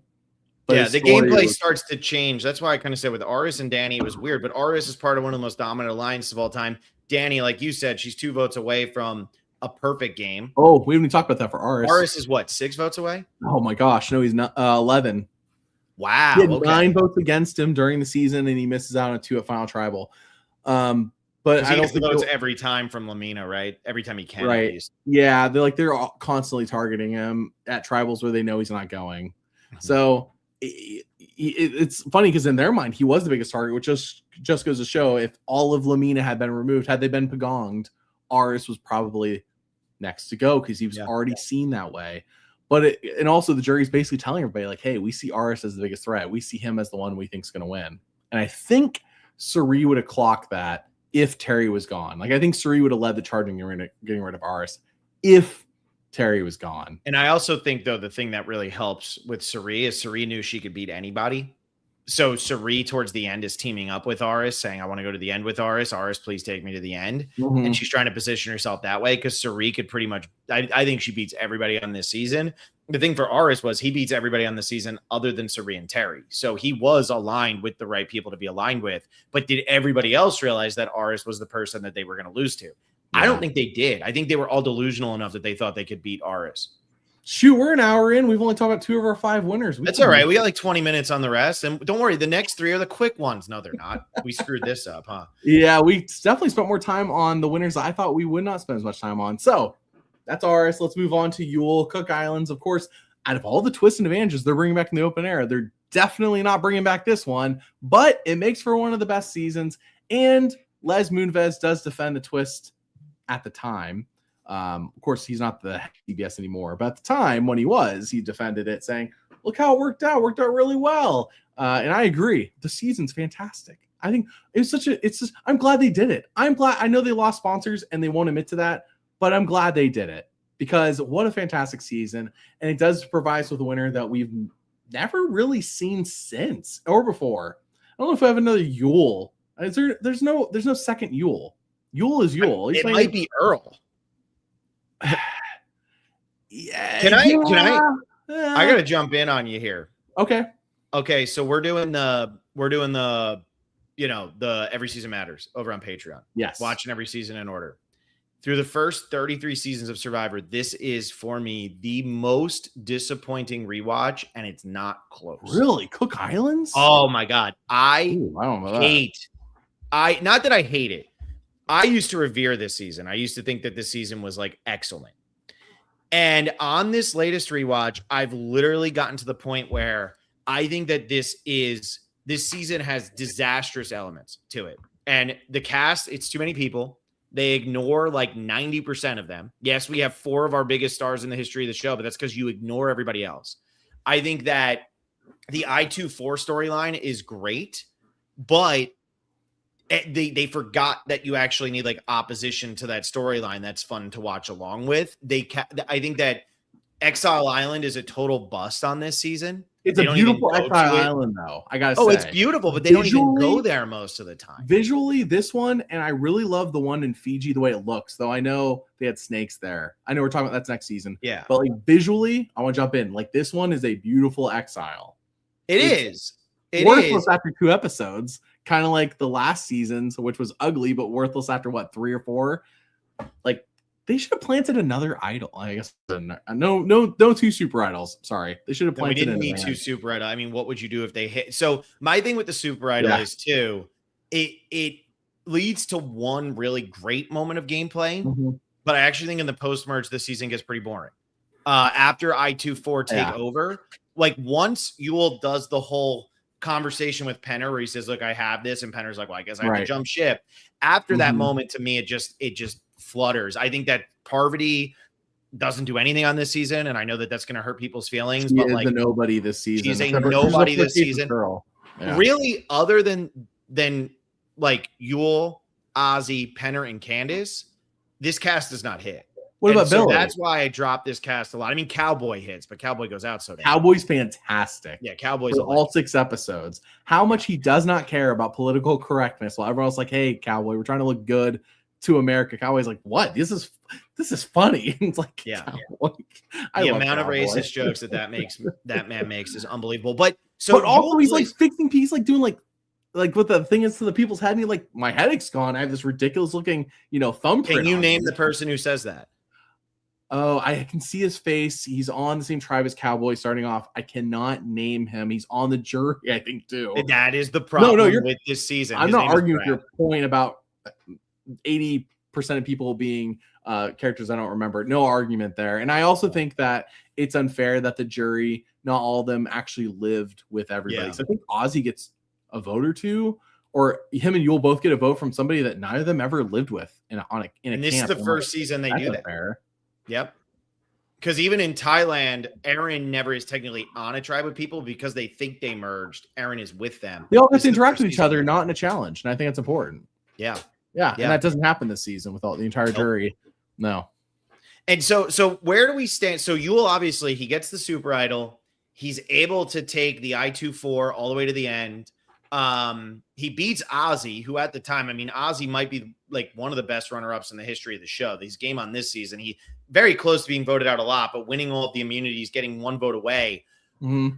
Yule's and game. Ozzy's carrying his tribe too. Like his tribe straight up. There was like, I think I forgot who did it. Like somebody missed a jump getting like the key down, and like Ozzy had to go in there and get it for him. Or had to dive underwater, and Ozzy was carrying the tribe in challenges as well. It wasn't just individual. That kind of gets overlooked. Like I know we talk about in 50, like Ozzy has 8 immunity wins. Like I don't know. Like he won a lot of duels on what was it, season 23? Yeah. And he definitely, while he may not single-handedly, he almost single-handedly won team challenges too this season. And he won in Micronesia, I know for a fact. He did all the work and then they lost. It was one where they had to put together a puzzle on the beach, but he did like all the physical work and got them a massive lead that they blew. Like Ozzy, the number kind of lies on Ozzy's challenge prowess. So do you appreciate Yule's game more in retrospect? How did Yule win this season? Like because Danni and Aras, Danni we talked about, she hit it from the edit. Aras just was the glue for the crazy Kasaya 6. How is it that Yule won this season? What's the reason? Because a lot of people nowadays start to lean on what's the super idol and the fact that Ozzy was always winning immunities. That's why Yule super idol is definitely a factor. It's impossible to ignore. The question is, would Yule have been voted out earlier? It's almost a harder question to answer because I feel like part of like what you said, Penner flips because Yule talked to him about the super idol. Like Penner is kind of I love Penner, but I think Penner's a bit stubborn. I don't think Penner flips as easily if Yule doesn't have the super idol. I think Yule probably finishes 9th place on this season if he doesn't have the super. Really that far down, huh? Well, because that's when this happens. It was Yule versus Nate, and I think Penner would have voted out Yule there, and that would have been final 9. He would have gone home. That's the merge episode of the season. So Brad, Rebecca, and Jenny all make the Brad was who I was thinking of, by the way, earlier. They all make the jury, but they don't go to a tribal council with Yule, Ozzy, Becky, or Sundra. So at the first tribal council with Yule, Ozzy, Becky, Sundra, and the other tribe, it's a 5-4 vote where Nate goes home over Yule. And I think without the super idol, I don't think Yule's able to convince Penner to join his side. Here's the thing. Take Brad, Rebecca, and Jenny off of the jury because they never live with Yule and Ozzy. Sorry. Brad. No, Brad does live with Yule. He never lives with Ozzy, so that's unfair to Ozzy. Rebecca and Jenny never live with Ozzy. And Jenny also lives Jenny was part of Yule's original tribe. I'm sorry. And she votes for Ozzy anyway. Yeah, you're right. So if you remove those 3, because they didn't make the merge. Like, I don't know. I feel like you should make the merge to make the jury. Like, I understand that sometimes make the merge, you don't make the jury. I feel like that should be a prerequisite. Like, if you're going to be on the jury, you should have made the merge. You remove those 3, Ozzy wins 4-3 this season. Like it's crazy because Jenny could have voted for Yule and it could have been 6-3 and we'd be like, yeah, that's of course. But like, why does Rebecca vote for Ozzy? Because she liked the way he looked. Well, no, if Jenny, Rebecca, if they're not there, it's 4-2. That's the final there. Yeah, Brad, Rebecca, and Jenny. You start the jury at Nate. It's 4-3, is it not?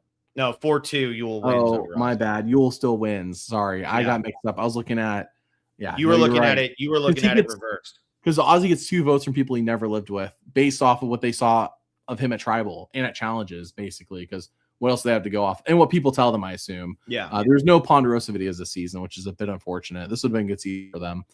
Candace, same as Yule. I think Yule, it's hard to ignore the Super Idol. It's a big reason why Terry, of course. I mean, Terry won out immunities, but he would have gone at 4. Yeah. He would have gone at 4 instead of 3. And then of course Yule, like how early, I don't know. Ozzy clearly was making it far. I don't know if Ozzy makes top 3. Very likely he makes top 3 with his immunity wins. Like I'm looking at these immunity wins. Ozzy wins the last 4 immunities, wins the one with Nate. I think Yule goes before Ozzy because they would be like, Yule's the smarter guy. Penner would be like, Yule's the smarter guy. Ozzy's just this arrogant, cocky guy. So like maybe one of them goes over the other one. The women, I think have more longevity than these two, but Ozzy probably gets it strictly based off winning immunities. Well, no, what's funny though is Yule would have gone at 9, and I'm looking at the immunities here. The next one is the one that's won by Adam. So Ozzy would have gone, because if Yule's gone, they're outnumbered 5-3. Ozzy loses the next one, Ozzy's out 2. Yule and Ozzy are 9th and 8th on this season, and our final 7 is whatever's left. I don't know. That's because the difference of Ozzy, the way Ozzy's competing in these challenges is with the knowledge that the I-24 is doing well. So like, does he kick it into another gear when he's against Adam, when he loses to Adam? Does Ozzy have, I think Ozzy this season, the arrogant Ozzy, Oscar the Arrogant, might have kicked it into gear to beat Adam. I don't remember that challenge top of my head from the episode, but I remember Ozzy was a mental challenge. Was it? I think so. Was it really? That's how why Oscar lost. Okay. Immunity, recollection. Let's answer 4 questions about the season with numerical answer. Oh, shoot. You're probably right. Yeah. It wasn't a physical. If it was a physical challenge, Oscar would have had it. Yeah. But it wasn't. And so I do like your point, though, of, in defending Yule's win here, of if you remove the people that Yule and Ozzy never met, Yule wins by more. He wins 4-2. And I actually, 4-2. I really appreciate that comment, because I think a lot of people, they look at, you had the Super Idol and he wins by 1 vote. And it's like, yeah, but look at the way the season was put together. And this is one of my problems with Cook Islands in general. It's the first 20-person season where they actually let all 20 people play. Because Palau, there's 20 people, but they're gone. This season, they actually let all 20 people play. And they let the 4 tribes live for 2 episodes. They did. Yeah. And production didn't really know what to do. And I think that's why you end up with 3 people who never make the merge, who are on the jury, and all these different things. And so for me, when I look at this, I still think Yule is one of the most impressive winners in the history of the show. And I think Yule has a lot of winning potential on second times and stuff. I know he comes out of Winners at War. He goes out kind of early, but like Yule was thinking about the game in a different way, playing Winners at War, and obviously just kind of like ran out of time in the pre-merge portion of that game. But I think Yule absolutely has what it takes to win another season of Survivor. Yes. I think that this Cook Islands game is one of the hardest ones to rank, though, because it is a dominant game and it's greatly aided by Ozzy. But at the same time, Yule makes the move that puts it over the top. But then he's making like the player move all season too. It's but not like he ever looks like he's a bad player. He always But the move that he makes is because of the Super Idol, like we said. So it's like, how much credit do you give somebody for finding the idol at the right time and being able to use that as a weapon that is like a really unfair weapon? I don't know. It's hard. So I always put Yule like near my top 10, maybe cracking my top 10, but I never put him in like the top 5, like I think some people used to do. And I think it's worth mentioning too that the Super Idol this season works differently than it did for Terry. I know for Terry, it got him to the final 3, but that wasn't final tribal. For Tony, I think it was only good through final 6, but Tony lied his way into final 5, if I'm recalling that correctly, or he lied his way into final 4. I forget which one. I don't remember. He lies his way into final 4. I think he says it was good it was good through 5, but it was only good through 6 actually. Like it worked through final 5 is what his lie was, when in actuality it worked through final final 6, which by the way I think is a good amount of time for the Super Idol. Like final 6, final 7 gets you to the finale or to the penultimate episode. If they ever bring back just a strict Super Idol again, like that's enough votes to get voted off. That's enough, and especially now fire making, it's enough time for people to get rid of you still. Like it does give you a lot of safety, but it's not like Yule where it's like, oh, I did get to walk the final 3 because people didn't want to do Cowboy's plan of playing voodoo, which is the witch doctor came to him and while he was sleeping and said, fill out this credit card. I had a vision. I had a dream. That is one of the best. That's like one of the best moments. It's a shame Cowboy like never played again and people just can forget about Cowboy because Cowboy's all time. If I go on Survivor and somebody has a Super Idol, I'm saying we got to do Plan Voodoo. Plan Voodoo. We got to do Plan Voodoo. Like, what's that? I'm like, it's a plan that never happened, but basically you split the votes on the Super Idol. If they don't play it, they're gone. If they play it, well, the other person goes, that's fine. It's just like doing a normal idol split. But at this point, there was no normal idol yet. They didn't. The next season is when we actually get a normal idol. So my question to you is, obviously his best move is convincing Penner, voting Nate out. That's the game-winning move. That's when his tribe takes control. What's his worst move? I don't know. He does miss out on 4 votes, to be fair. Like he does. Yeah, but that was all at the Nate vote. Sorry, I'm saying he missed out on 4 votes at final tribal. Nate, I remember Nate has one of the saltiest final words, whatever you want to call it, where they get voted off and then they talk to the camera right after. Nate is so salty, and I think it's at Oscar. Did he vote for Oscar? I don't think he did. No, I thought it was for Jonathan. He does vote for Oscar. No, does he? Okay, he's ticked at multiple people. Jonathan Penner, of course. Yeah, Penner. Yeah, Yule's a lot of good moves. His worst move is, I think, his social game in terms of like the fact that Candace and Jonathan did flip is partially on Yule. I know the other people in the I-24 are responsible as well. It's partially on Yule. Because if Jonathan and Candace felt comfortable, of course, Candace was flipping for her boyfriend, so she'd go make out with them.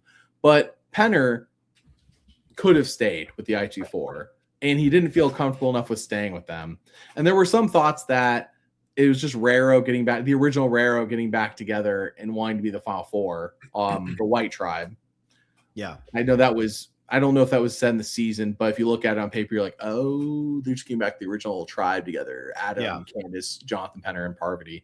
I don't forget who the other original Raro was. Oh, Jessica. That's right. Flicka, yeah. Flicka, yeah. Flicka, let the chicken leave. Yeah. I think his worst move, honestly, I think is voting out Cowboy. I really do. When Penner, that was a really good move getting rid of Cowboy, because Cowboy gets that to anybody with rational brain. They're like, that's actually a good idea. Well, I get that, but at the same time, it's like by doing that, you keep Jonathan and Candace in the game, and then when you lose the next one, you get rid of somebody who they're aligned with, and it's like now you have more enemies still in the game. And Candace and Flicka were never working with Yule, never working with Ozzy, never working with Sandra or Becky. So that's kind of like where I'm going with this, is like I feel like getting rid of Cowboy, you close the door and you left 3 enemies in the game. And while that's fine because you still have the majority and you have the super idol, it opens the door to, if the merge did happen at 13 or 12 or something like that, you guys would have been severely outnumbered. Like Yule and Ozzy, and you talked about luck earlier. They're very lucky that the merge on this season didn't happen until 9. And they're very lucky that they won the 2 immunity challenges that came immediately after the mutiny. Because if they don't, they're done. This season is loaded with people from California. I think that's a factor, because like the final 7's like all Californians with the exception of Becky. I think Becky's from DC. Okay, so everyone else is California. This season's just like 13 people from California. They were stunt casting here. Yeah. Becky and Candace both from DC, by the way. So much this era. But I want to say, I think Penner really summed it up nicely at Final Tribal in a way that maybe on this season doesn't make sense. But after seeing Oscar on subsequent seasons, you're like, oh no, Penner had him clocked. The show just was giving Oscar kind of a Rupert edit, Pearl Island's Rupert edit, where it's like sanding down his bad parts and really emphasizing things you like about him. Because Penner says at Final Tribal, he's like, I find it hard to vote for someone who I view as arrogant and entitled. And like, I'm giving $1 million to a prince. And because that's how he said Oscar acted. And you're like, Ozzy didn't really act like that this season, did he? Like, I don't, like, he was annoyed when they flipped on him, but that's justified. You know, it's a justified being annoyed at Penner and Candace for flipping.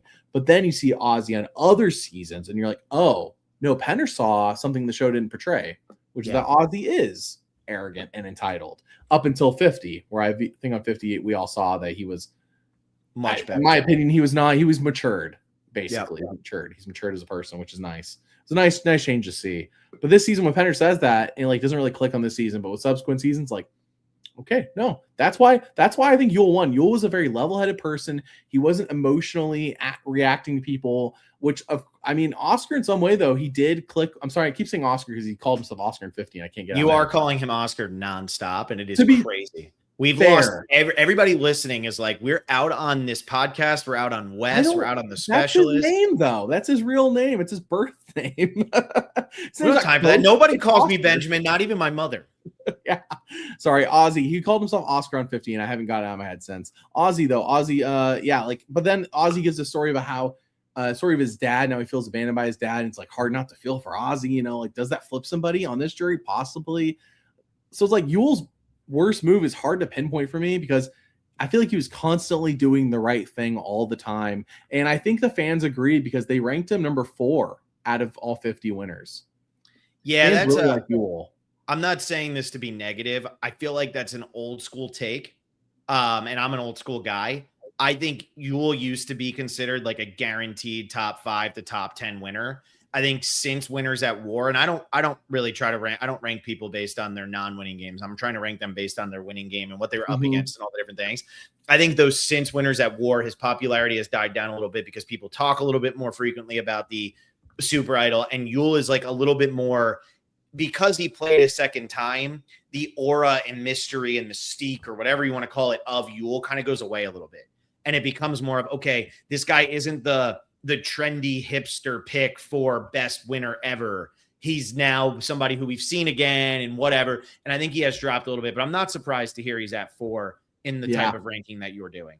He does really well every season. What benefits him a lot is a lot of people put him as their favorite winner. So it always boosts him over others. Whereas if I didn't have the option on the forum for who's your favorite and least favorite winner, which I did consider, but I left it in there because I feel like everybody has a favorite, and they want to convey that. So everyone put their favorite, least favorite winner. If Yule didn't have all those favorite winners, he'd probably fall somewhere closer to 10, I would imagine. But a lot of people are like, this is my favorite winner out of 50. And it's like, it boosts him, and I can't knock them because I think there are 3 above him. That's really why they're up there as well. Though I think they would still be top 10. I mean, they would all be top 10 regardless, but I think it does help to have like, this is my favorite winner, which gives that person bonus points on the forum. So the season though itself is ranked 1 spot above Exile Island, number 10. Cook Islands is number 10. That to me is just like, everybody give Cook Islands a good rewatch. Everything we claim to not like about New Era Survivor, with the exception of like an overabundance of twists, is a lot of it starts here. Terribly edited. It's all recruits. It's a lot of people who have no idea what's going on. There's too much for 43-minute episodes. And this season to me just it dropped significantly in my rankings here. Let me pull this up because again, we're through 33 or 32 seasons right now. So I'm going through 32 seasons and I have it ranked. So that's 32, 31, 30, 29, 28, 27, 26, 25. I have it 24th through the first 32 seasons. Yeah. I think this would be top 15 for me. Gotcha. I mean, that's fair. It just didn't age well for me. I feel like that about Palau. I feel like not age well, but Palau on a rewatch is harder to rewatch knowing how like things are going to turn out. But like Cook Island still has a bit of unpredictability to it and exciting moments that, despite it being just a mess, I'm with you. It's a mess. Like on paper, like what a mess of a season. It just, I don't know. It still works.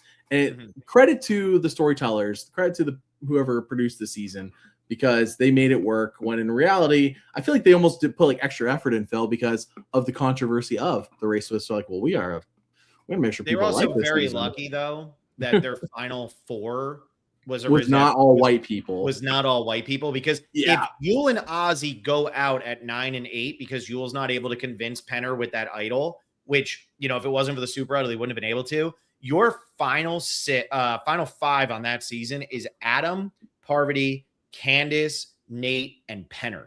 Ugh. I mean, I would have liked. It's not a bad final 5, but it's not what Survivor wanted. Yeah. Parvati this season I don't care much for. Candace this season I don't care much for.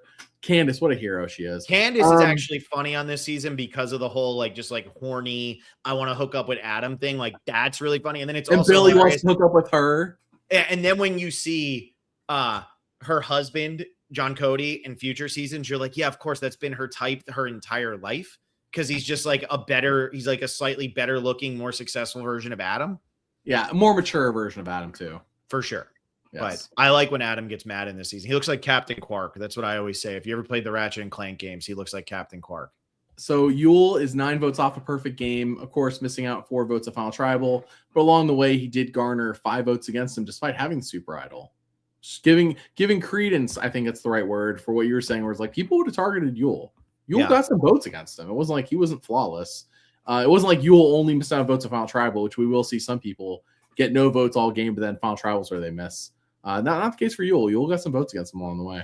Yeah, and it's like I said, I don't really hold it against him all that much, just because, like, at the end of the day, yeah, he's the biggest threat on that tribe. Yeah. And he also has no chance of going home there because he has the super idol. So Right. it's like he's never actually in danger of going home. And it's the Nate vote where, like, yeah, he would just play the super idol and Nate would have gone anyways. Very anticlimactic. Are you ready for this? Tell me that everybody here, this is for all of you. Hopefully I'm picking the right image. Otherwise, this is going to be problematic. Okay. There it is. Tell me that's not Adam Gentry. I don't know. Don't know. Adam's not somebody I think too much about. I think more about Billy than Adam. That's Adam Gentry, man. The jaw, the smile, yeah. the just Herculean. Like, it's Adam Gentry. Okay. Well, hey, we still have 2 winners to talk about. So Yule, well liked. I know you don't have him as high as I do. I would have him. I would have him. Him in the season both top 15 for sure. I have him top 15 for sure. Okay. Oh, is there the season you had lower? The season I'm lower, but Yule is a top 15 winner for sure. It's just like he gets lumped into that 8 to 15 range of like I like all of them, but like now I'm trying to be a little nitpicky and I nitpick him a little bit more.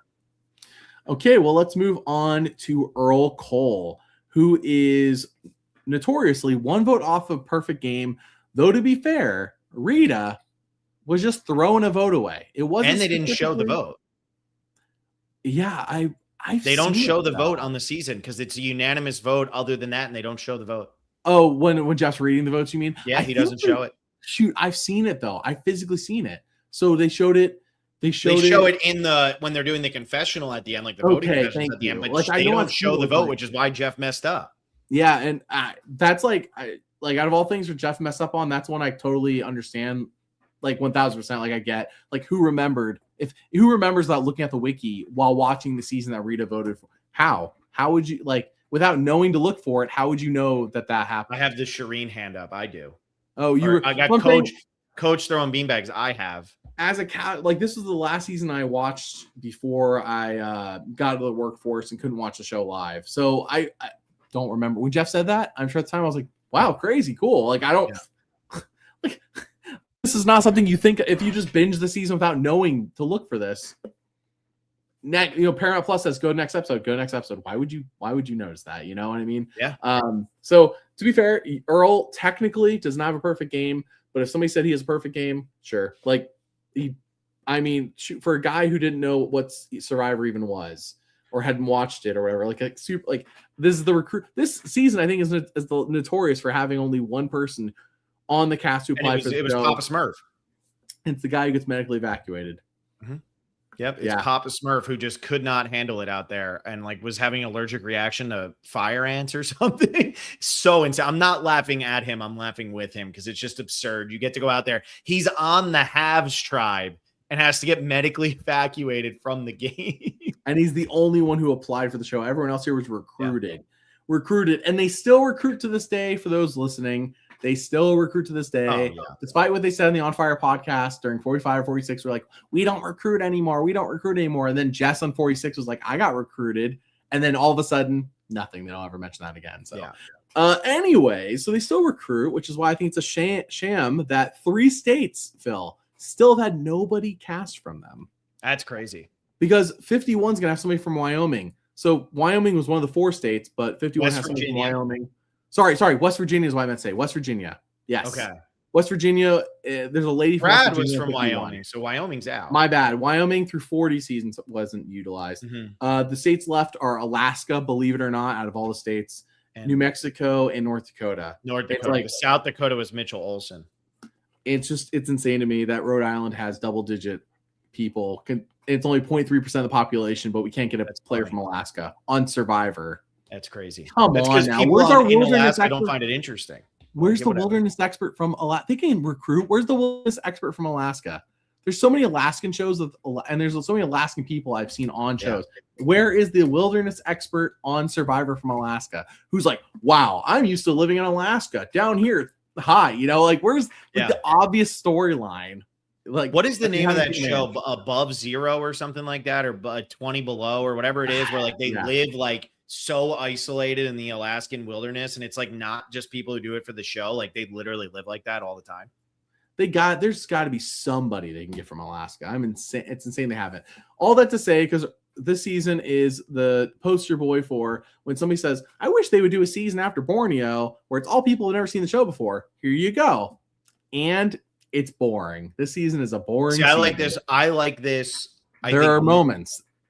Go ahead. No, there are moments in the season. It's just the season overall is kind of like, I only rank this 2 spots below Cook Islands now. That's crazy. Yeah, no I mean, I feel like, well, there's a tier gap there. You know what I mean? It's like there's a drop between Cook Islands and South Pacific. There's no way. Fiji for me is like bottom 15. I can't. See, I like the 4 Horsemen. Compare. I think that's a funny storyline. I think Yao Man is maybe the greatest casting choice in the history of the show. It's a shame. Yao Man. Yeah, Yao Man wasn't brought back again. I know he failed in Micronesia, but like there was clearly jealousy about Yao Man on Micronesia. Oh, it was so bad. They knew he was the star and they didn't want that. Yes. Yeah. I think Dreams is excellent and should have played Survivor again.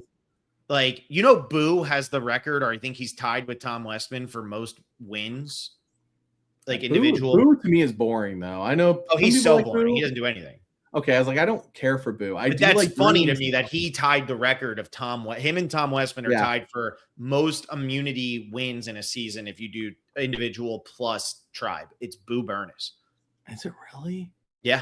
Wait, what? Oh, because Boo does not win enough individual immunities. He never goes to tribal. He goes to one tribal council in the entire pre-merge, and it's like the one where they give it up, so he wins that immunity. Oh, I see what you're saying. Okay, I'm looking now. All right, that's an interesting stat about a player I don't care at all about. Yes, the 4 Horsemen are interesting, especially their downfall and how just utterly stupid they are. The final tribal, I gotta say, since we're talking about Earl, there's clearly a bias against Dreams, and it seems I would almost say there's some like racism against Dreams, and I know it's an all-black final 3, but I feel like people were being racist towards Dreams a little bit. It comes out especially with Lisi, with her.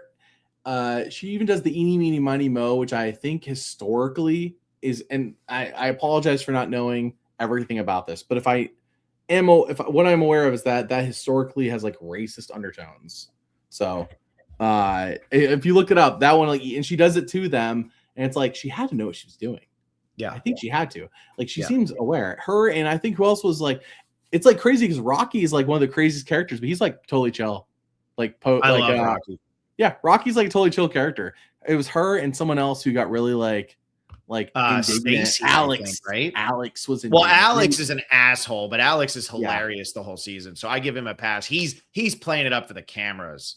Well, I feel like he was just a massive jerk. Like everyone was so mad for Yao Man at Dreams that it did help Earl actually for someone to have a target of hatred.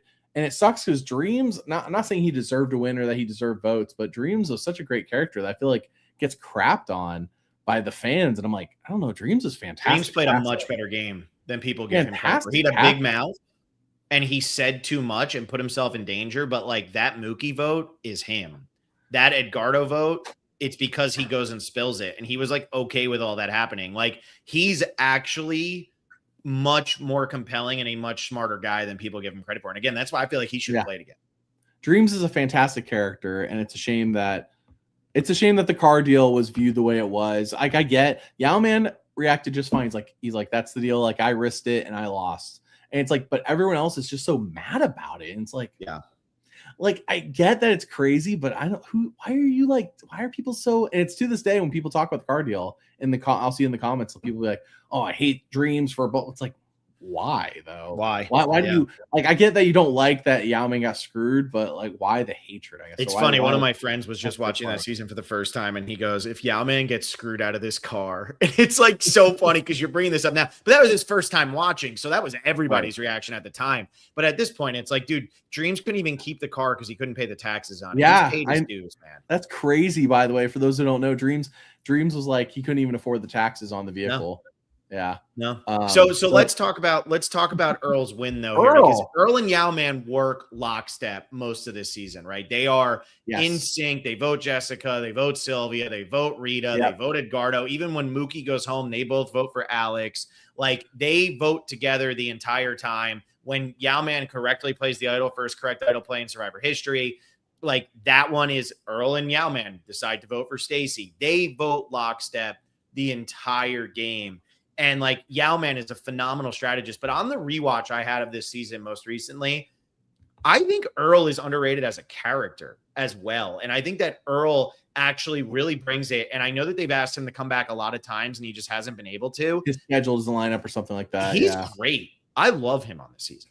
He's there's a show that did one season and he's on an episode of it called Snake in the Grass. I'm sure you're aware of this. Yep. It was with Malcolm, Yule, and somebody from another show I've never seen. And basically it's the traders or the mole, where one of those four is the snake in the grass. And you see Earl's the same person he was on Fiji, but on Snake in the Grass for that one episode. It's a good episode to watch, by the way. I don't want to spoil who the snake in the grass was. But it's a good episode. And Earl is, you're like, if they brought Earl back, you'd get the same Earl you saw here, where I feel like some people get brought back and they act different. And I don't think Earl would act different. Earl would be exactly the same, just 20 years older, basically. Because it's been 20 years since the season, which is insane to say.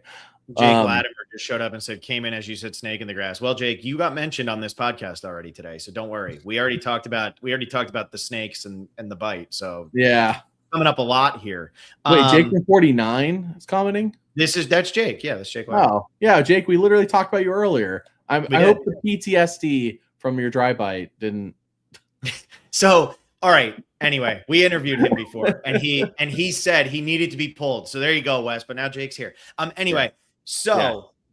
Earl is, universally top 10. Like he has to be in the top 10 of yours, right? Earl, that's a good question because I think on your list, he's in on the winners. Yes. Sorry. On my own personal list, I feel like I have a bias. If I'm not doing perfect game stats, I have a bias for certain people. Which like one of them is Vesepia, for example, who doesn't end up on a lot of people's list, list, but she's one of my top 10. Earl is actually, believe it or not, number 11, but last year he was number 8. So he does tend to hang around that 10 spot. And then the season itself, though, is quite low. Do you want to guess where it's at? I'm going to assume like 46. 40, actually. Oh, so that's higher than I would have thought. It is better than a lot of the crappy New Era seasons, and it's a lot better than like One World, Redemption Island. Like it's better than those. Thailand. It's above 41. It's above 44. It's above One World, Thailand, Island of the Idol. So there's enough seasons where people just it's above 48. It's above enough seasons for people to it's above. I think that's fair because this season's a bottom tier season in my opinion, but there are some really entertaining moments that put it above. Like it's not boring week in, week out. You're watching something every week. I feel like the parts are better than the sum. I feel like the moments are better than the overall season. There's just like there are times where I'm like, oh my gosh, can we move along? But then there are moments that are exciting. But it's like an album with a lot of good songs, but there's no cohesion. And you're just like, okay, whatever. It's an album with like 3 good songs, but the album has 20 songs, and you're like, well, there's 17 other songs on here I paid for. Yep, exactly. Yeah. What's his best move? It's the Agardo move for Earl? Sure. He has the Idol too, by the way, which I don't think he ever even has to play. Impressively. But it's not the Super Idol, it's a regular Idol on this season. No, it's a regular Idol, yeah. Earl, great moves, aligning with Yao Man, staying with that, bringing Dreams Cassandra to the end, like having people that basically Earl crushes. I don't know if Earl was thinking that though. I think Earl was just like, I'm going to stay loyal to these people that I like, which is Dreams Cassandra and Yao Man. Like it wasn't, I don't think it was a matter of time to do some expert gameplay. It also was helped that Cassandra didn't even know that she was playing Survivor and Dreams had pissed everybody off. Like, I don't think Earl beats Yao Man, but it would have been closer than I think a lot of people give it credit. I do believe Earl gets some votes against Yao Man, but I think Yao Man wins. Yeah. And I think that would have been a very satisfying winner as well. I think Earl or Yao Man's a satisfying winner. Yeah. And I wouldn't have been mad about either one. But almost everyone else in this cast, I'd be like, if Dreams had won, holy cow.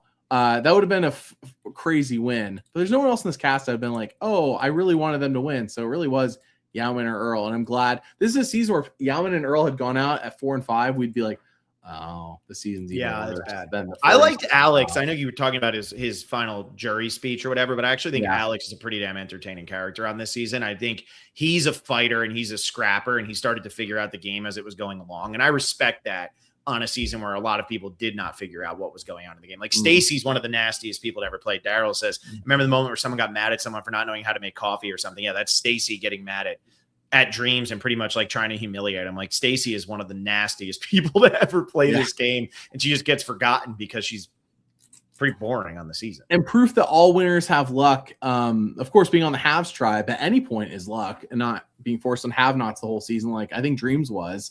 I think Dreams on that. Oh no, Dreams on the Haves tribe. No, it was Mookie. Oh no, Mookie wasn't either. No, it was. Mookie was on the have-nots the entire time. Yeah, but Michelle, man, got screwed by that. And it's, of course, now it's just commonplace to do. What is it? They split up the group. Yeah. Or so, I forgot what the stupidity was they did at the merge. That was the first time they did 5-5. It's common practice to do stupid things like this. Yep. That was the thing. They did 5-5 and they were exempt from going to tribal. And that actually hurt Earl though, because Earl was aligned with Michelle. Right. Out of all, but I'm saying it's a lucky situation that he didn't end up in a group that wanted to vote him off, you know? And I hate that that's even a common thing now, that we're not like honed in on the fact that it happened in Fiji. It's like, let's do it every single season in the new era. How about we don't do that ever again? It never makes for compelling television. I'm never compelled by the split group post tribal ever. I did mention this during Cook Islands, the bottle twist. I don't know if they bring that back. I hope they don't, but I do think that the obvious of let's vote off people back to back at the same tribal is like there's potential there. They need to do that again because they have so many people, you know. Just vote. I mean, that might almost be better than voting off a pair, although I think the pairs worked out on season 50. But, you know, if you're doing the bottle twist where you just vote out two with the same tribal without doing an immunity challenge, I'm okay with that. And Australian Survivor does immunity challenges all the time at tribals to give people. And I think the pairs would works if people know. I think, and they'll know now. I don't know if 51 cast saw the episode, but if they do in 51 and they know how it works, I think it's fine. I think it's fine as long as they know, like, okay, the person I'm tied with, our destinies are together, like it's supposed to be called. I think dual destiny, something like that. I think it's fine, but the fact that it was a surprise, it could have gone really bad at 50. But yes, the fact that this twist was just like panned for so much time, and then all of a sudden just became commonplace in the new era that we forgot all about it. It's like, yeah, all winners have luck, and Earl is lucky he didn't get into a group that that lost and then wanted to vote him off. Yeah, 100%.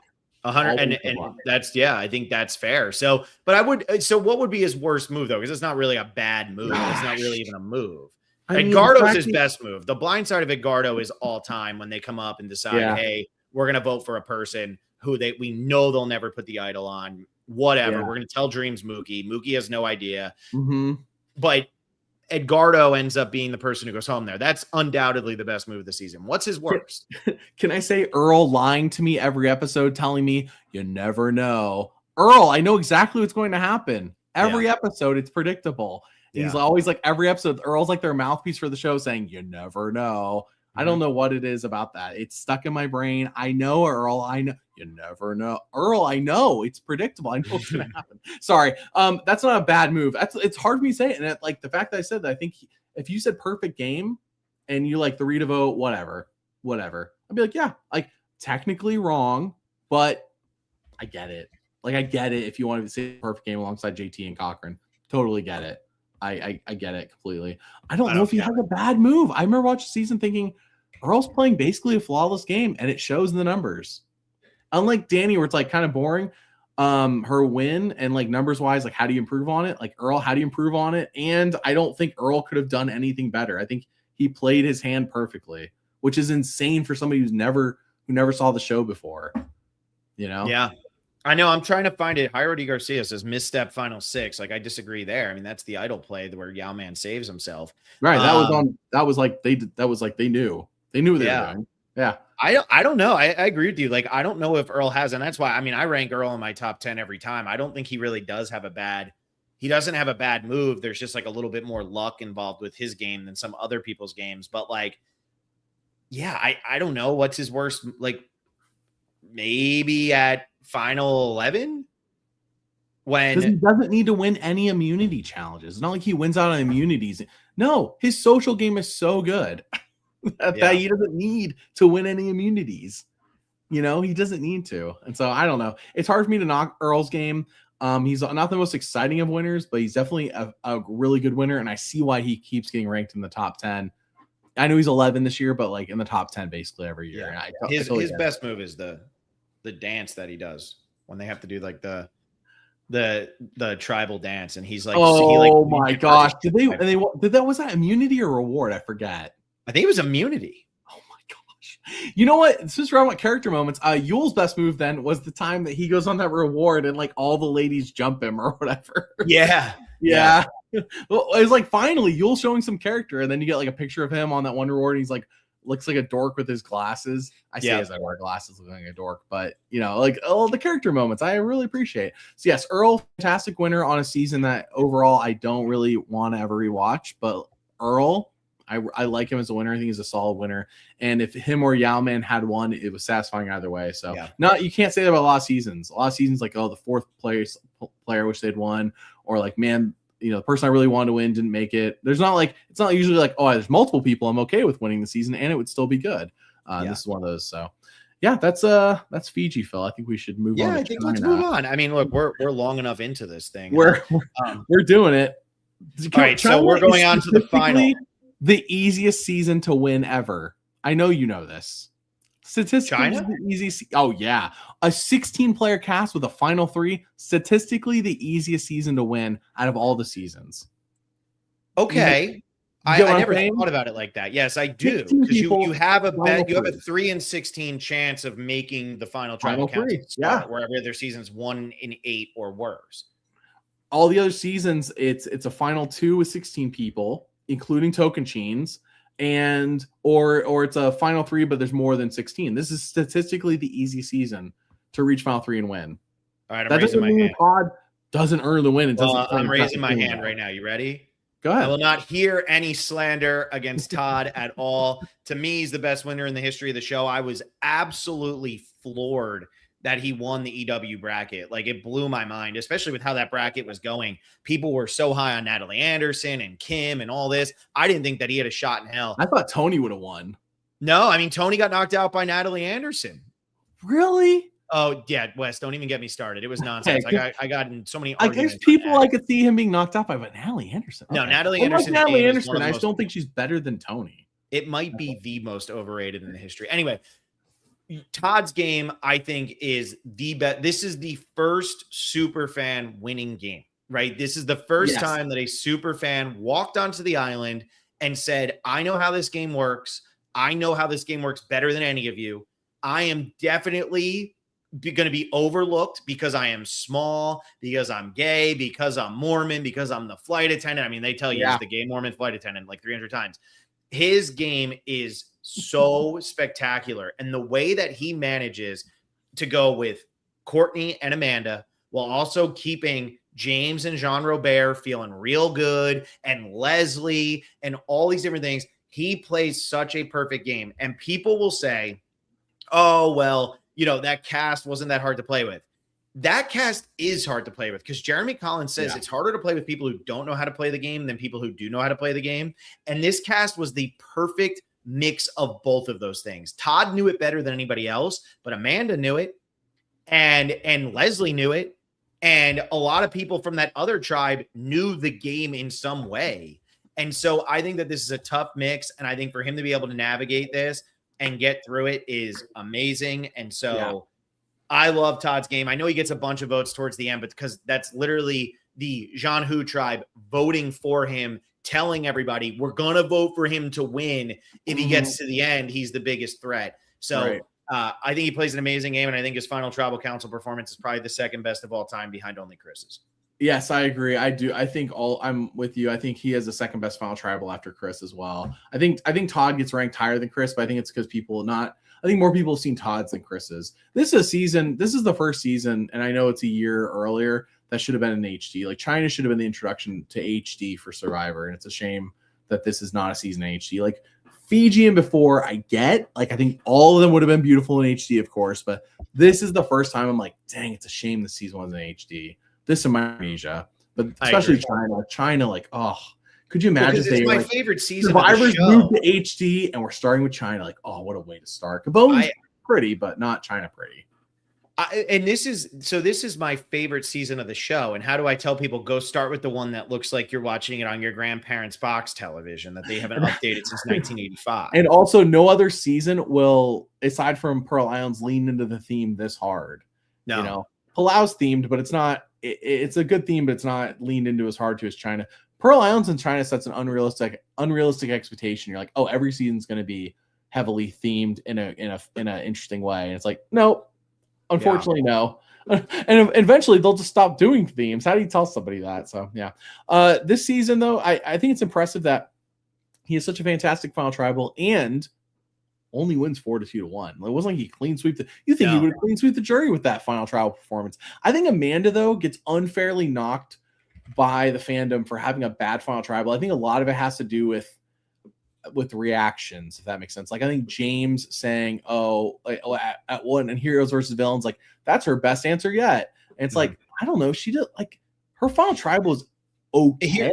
Here's Micronesia, but it wasn't Gabon bad. I've seen bad. And Amanda's was just fine. I think the thing that it was here is Amanda on this season and on Micronesia is consistently being talked about the favorite to win. She's going to win if she gets to the end. She's going to win if she gets to the end. She's going to win if she gets to the end. So then when she turns around and she gets one vote here, everybody's like, well, what the hell? Why does that happen? This is the best final three in the history of the show, and I truly don't think it's close. Todd, Courtney, and Amanda play such great games, and I think Courtney is, she comes back for Heroes Villain. She gets overshadowed. We never really hear from her. But I think that Courtney is such an underrated player of Survivor because this was in an era where being like super small and weak, you'd get voted out for that. And Courtney does a great job and then ends up getting a vote from James and Denise, the two hardest working people out there, vote for Courtney. And so Courtney has more immunity wins than Todd. And John Robert. How many immunities you win, John Robert? Saying John Robert doesn't make it to the end. I'm saying she has more than Todd because Todd. I know, but I always think about her line at Final Tribal where she says, "I won an immunity. How many did you win, John Robert?" Yeah, I love that so much. But the thing is, like, this is a great final three. So Amanda getting one, it's like, yeah, but that's also because Todd was taking more votes from Amanda than he was taking from Courtney, and Todd's performance is so good, but like winning I look at this as like when the Giants beat the undefeated Patriots in the Super Bowl. That's more impressive than beating a team 55-3 in the Super Bowl. Like you beat the undefeated Patriots. This is the toughest final three to win. And I think Todd does a great job. Easiest to reach, but toughest to win. Yeah. There you go. Maybe it was easy. Maybe because it was so easy to reach, you get better people there. It's possible. I think it's risking it though. Cause what if you had some medical evacuations in here? They still had to do 14 episodes no matter what. Something worth mentioning is that, Todd's social game was amazing. He found the idol. He ended up giving it to James, like in a show of trust. And it's almost like he didn't get the idol back. It's almost like, in a way, that idol giveaway took the target off his back, which was not his intention. It was to save James when they got to do, because this season got to do the cool thing where it's like, send somebody to the other tribe if you lose. And I know they do that against Samoa. And I think every time they've done it, from my recollection, is like, it brings an interesting dynamic to send somebody to the other tribe for a day. Yeah, the kidnapping / sending is a great twist that they don't do. And that's something I hope they do in the open era for sure. I don't know if they have time, Phil, in the open era. That, you know what I mean? Like, I don't know if they have time. Maybe if it's for like a more 26 days. Yeah, I get 26 days, and especially you got 20 people, and like, okay, we gotta do all these tribals. I mean, I know like island, so this is getting a little in the weeds, but like island to idol. So like the island that they use for the merge, Jeff will say it's so that we preserve coconuts, whatever. No, it's because it's the closest to Mana Island. So the island that they always use for the merge that you see Edge of Extinction off in the distance is a 45-minute boat ride to Mana. The other islands, I think, are an hour or more. So they always use that one because it's the shortest boat ride. And like that's how you know they're restricted on time when they're over here caring about the boat ride of the the post-merge, like over 15 minutes. Yeah. So it says a lot about the time restriction. So I don't know if they would do it based on time. I think it's an interesting thing, and I think it always provides good TV. And if they can do it, they should. If they can, they should. Stop sending people to exile together. Put them on another tribe. It always brings out something interesting. Yeah. Yeah. Well, and I hear what you're saying there, and I think that's why people will say, what's the comment here? Somebody had said, why did Todd give himself? Oh, here you go. Signal. I love Todd, but my man gave James 2 idols. But you have to remember, like James, this was because they needed him to make it to the merge. After Aaron went home, he gives him the idol because they're supposed to throw the challenge, and then they don't throw the challenge. And this is where actually I think Todd's best move is getting rid of James, because if James gets through final 7, James at final 6. Sorry, that's where I was going with that. Yeah, thank you. With That's 2 idols, and he's going to win an immunity, and it's only a final 3. James is in the final 3. James is winning this season. Oh, yeah. No, if James got to play both idols back to back, I think James wins. I think James is so charismatic, like has so much charisma. He wins over the jury. I think he wins over this jury. If he sits next to Todd and Amanda, or Todd and Courtney, it doesn't matter. James wins. Yeah, James wins. I think he wins, and he would have had good moves. So, like, while Todd giving the idol, you had to ensure your alliance member was going to make it, because you needed to have the numbers. This Fei Long tribe absolutely dominates in the early portion. They are, they win, 3 of the first 4 people going out are from Jean Hu. Then Aaron goes, that's worrisome. So they say, James, we're going to throw the challenge so we can vote out another Jean Hu. James tries to throw the challenge. Denise Kenny Balut. We know how it goes. And then what Todd says is he never even offered to give them up. And that's the thing. And that's why I needed to vote him out. And good on Todd for realizing it. And at that tribal council, Todd was actually in quite a bit of danger, because PG votes for Todd because she knew that Todd was voting for her, or that James was going to vote for her. So she knew that she would be the next person to go. If she convinces Eric to also vote for Todd, Todd goes home at that tribal council. So he was willing to fully put himself out there to get rid of James, because he knew that that was his biggest threat left in the game. And after that, he's got a very clear path to get the final 3. Yeah, Todd he did so much right this season. And I think this is an interesting turn. I don't know if it's because of I don't know if there was backlash. I was not a part of like any sort of online discussion about it during Fiji. And of course, by then, mainstream interest in Survivor had died down. But this season, it feels like they cast more villains on purpose. Whereas before, I feel like there's a casting shift from Fiji to China, and it shows. And I think it was like, oh, this season saved Survivor. Jeff has openly said at the time that Survivor was saved by China and Micronesia back to back, and they got renewed through Heroes Villains. And he's like, well, we'll see if we'll make it past 20, before we are now. But at the time, it was like, seriously, like after Cook Islands and Fiji, sponsors pulled out. They were thinking about canceling the show. And so China and Micronesia saves the day. Thankfully, back-to-back great seasons. But I think a part of it was a shift in casting. I think that Todd he's not a villain, but he's definitely has villainous aspects, and it makes him more interesting as a winner as a result. Where he's not just he's not Aras, who's like neutral, and he's not just some like perfect winner. Or in my opinion, Savannah 49, I think they sanded the edges on to make her more likable. I think Savannah was more villainous than they portrayed her, but they didn't want to do that. And I could be wrong, but I'm just trying to give an example of people we can think about that everybody would know listening to this. Whereas I feel like Todd was villainous and it was okay. And in fact, he was encouraged.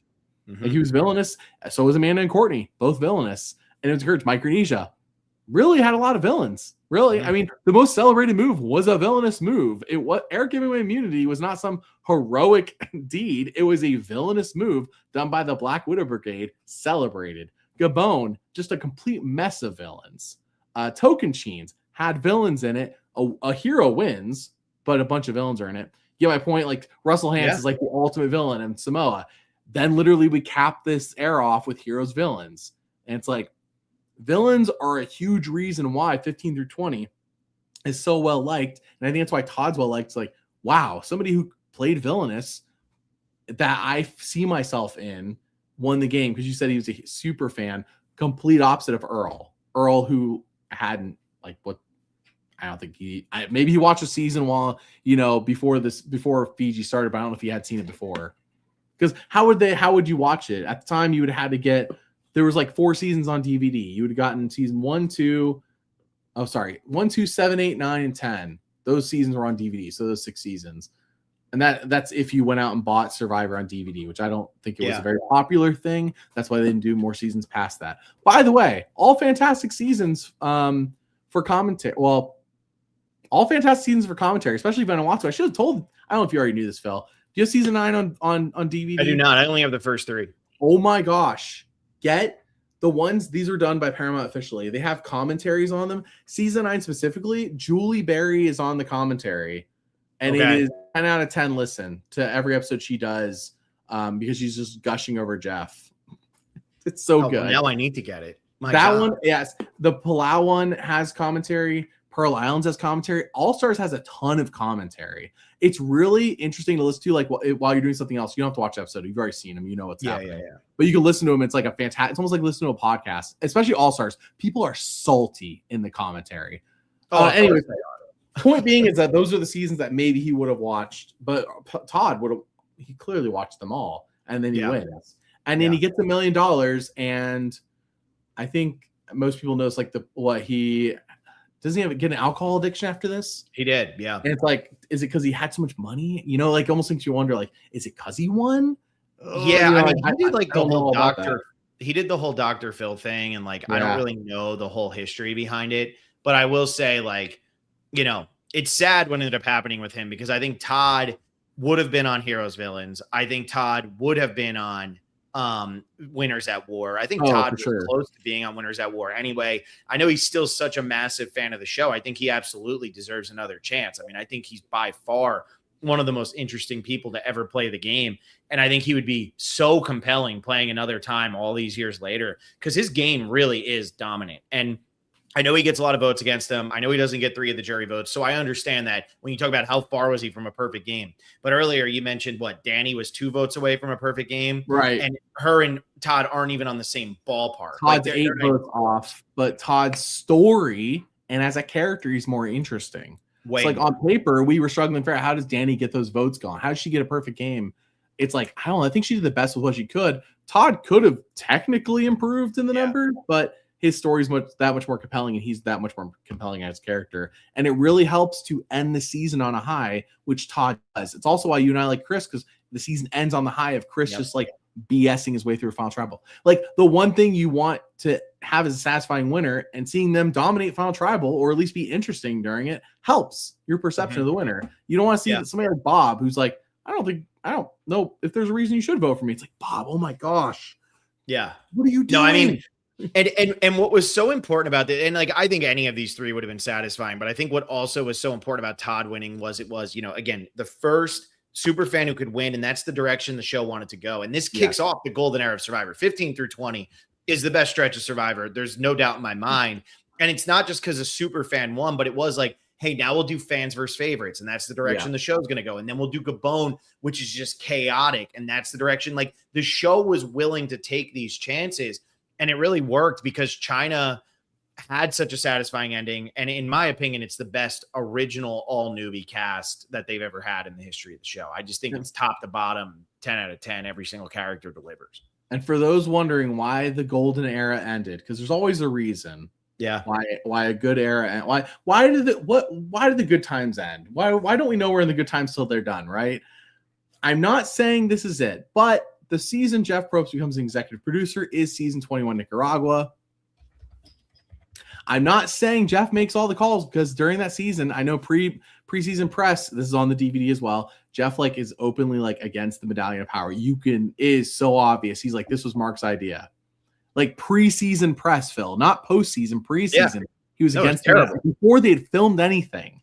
He was already against it, like seething that they were doing it. So Jeff wasn't completely in control. Therefore, I'm not going to completely put Nicaragua on Jeff by any means.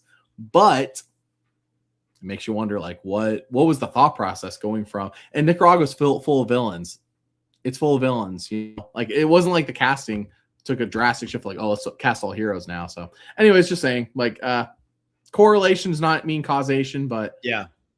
I think we've seen enough seasons to know that there's some correlation and some causation. Well, it's also like, okay, like on this season, why do you end up liking heroes more is because of how the caliber of villain that you have. Like Jean Robert is so disgusting on this season. And I think he's so entertaining because he's playing a buffoon and he keeps being more of a buffoon than he means to be. But Courtney took him really well, by the way. She made him not as scummy as he could have been. Yes. Because Courtney also like is bitchy and she knows like how to handle this kind of scummy guy and really just out sarcasm him and out troll him and like, oh, Jean Robert, you need to come cuddle with me. I weigh 27 pounds, dude. Get away from me. Like I'm not keeping myself. What heat am I giving you, Jean Robert? Yeah. And so like Jean Robert is brutal, but it also makes you like all of these other characters more because he is so despicable. Mm-hmm. And so, like, I don't say go have racist people on the show, go have like sexist people on the show, but you do need to have villains who are fun to watch. And yeah, like the golden era is loaded with villains. I mean, Coach, Tyson, Jean Robert, Todd, Courtney, Kenny is another great one. Crystal, Randy, like it's just loaded. Russell Haynes not a villain. She's just fast. She's just so fast. Her blazing fast speed. I love Crystal. Crystal is the crazy television. Sugar's a villain. Crazy television. I mean, Sugar is a villain. Sugar absolutely should have been on the villain tribe, and it's crazy. That was like the one where you look at edit and then you turn around and you look at like what was actually taking place on the island, and you're like, the edit made her a hero. She was not a hero with what was taking place. All I'm saying is that they tried casting a classic villain in Rome, and then people were upset, and it's like they used to cast a ton of people. I used to cast a ton of people like Rome from 47, and it made for good TV.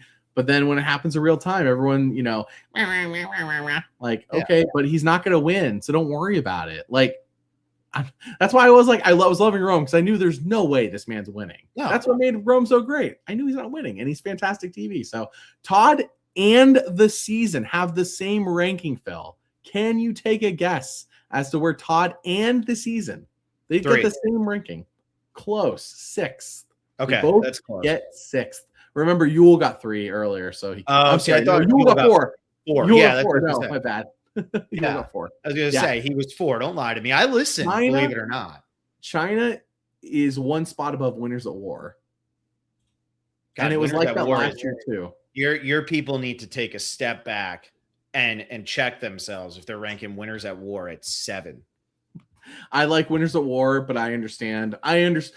Another season where it's like I wish they had more time. I think it would have benefited this season greatly having more time. Crazy. Just too much garbage going on it for the amount of time they had. But yeah, Todd number 6 and China number 6, and I think both well-earned spots. Yeah. I have them both ranked at number 1. So I feel like they go hand in hand. Like if you like China, you probably like Todd. Yeah. And I think if Courtney had won China, it might knock it down a little bit. If Amanda had won, of course, they would have portrayed them a little differently. But I feel like if Amanda had won, it would be a little lower. But I don't think it would make the season worse. Like, no, if they all reach final 3, and let's say just Amanda had gotten the most votes, I think it's still a really good season. I find Amanda to be the least interesting out of all of them. And I know that that's like blasphemous to say because Amanda has such a great following, but I find her to be the least interesting out of all of them. And I actually think that her win would have been the worst one, but I actually think the fan base would have enjoyed it the most. Right. Of the 3, she would be the most. She'd be the least interesting winner of the 3. Agreed. The question is if Amanda wins, who replaces her on Micronesia? Courtney? No, Courtney didn't want to do it. She turned him down. So Courtney? PG? God, PG was. I mean, I love PG. Be a lady, can't be Todd. They wanted somebody who was like really. I don't think they would have pulled from this season. I think they would have went older. They would have gotten a lady from a different season. So somebody probably not from Fiji. I feel like Fiji wasn't popular enough. Cook Islands, another lady. Golly, they already got enough from that season anyway. Candace, well, they did pull her for Heroes and Villains. They did. I mean, they might have pulled Steph again, honestly. I don't know if they would have pulled. I think they already had 2 for. Oh, let's think about it because they already had 2 from Manawatu. I think they pulled Candace. Yeah, I think they pulled Candace based on what we see them do in the future. I think Candace had to be next in line if Amanda wins China. If Amanda wins China, Does Todd? That's not really a topic of conversation of mine. I was going to say, does Todd's life go the same if he loses China? I mean, I don't want to dive into that, but I don't want to dive into that.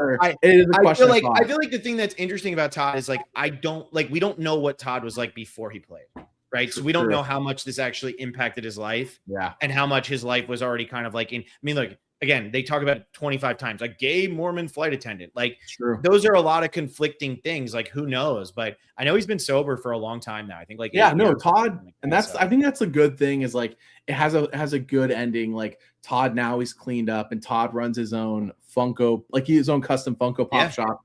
Everyone can look up. I think it's Todd's Pop Shop, something like that.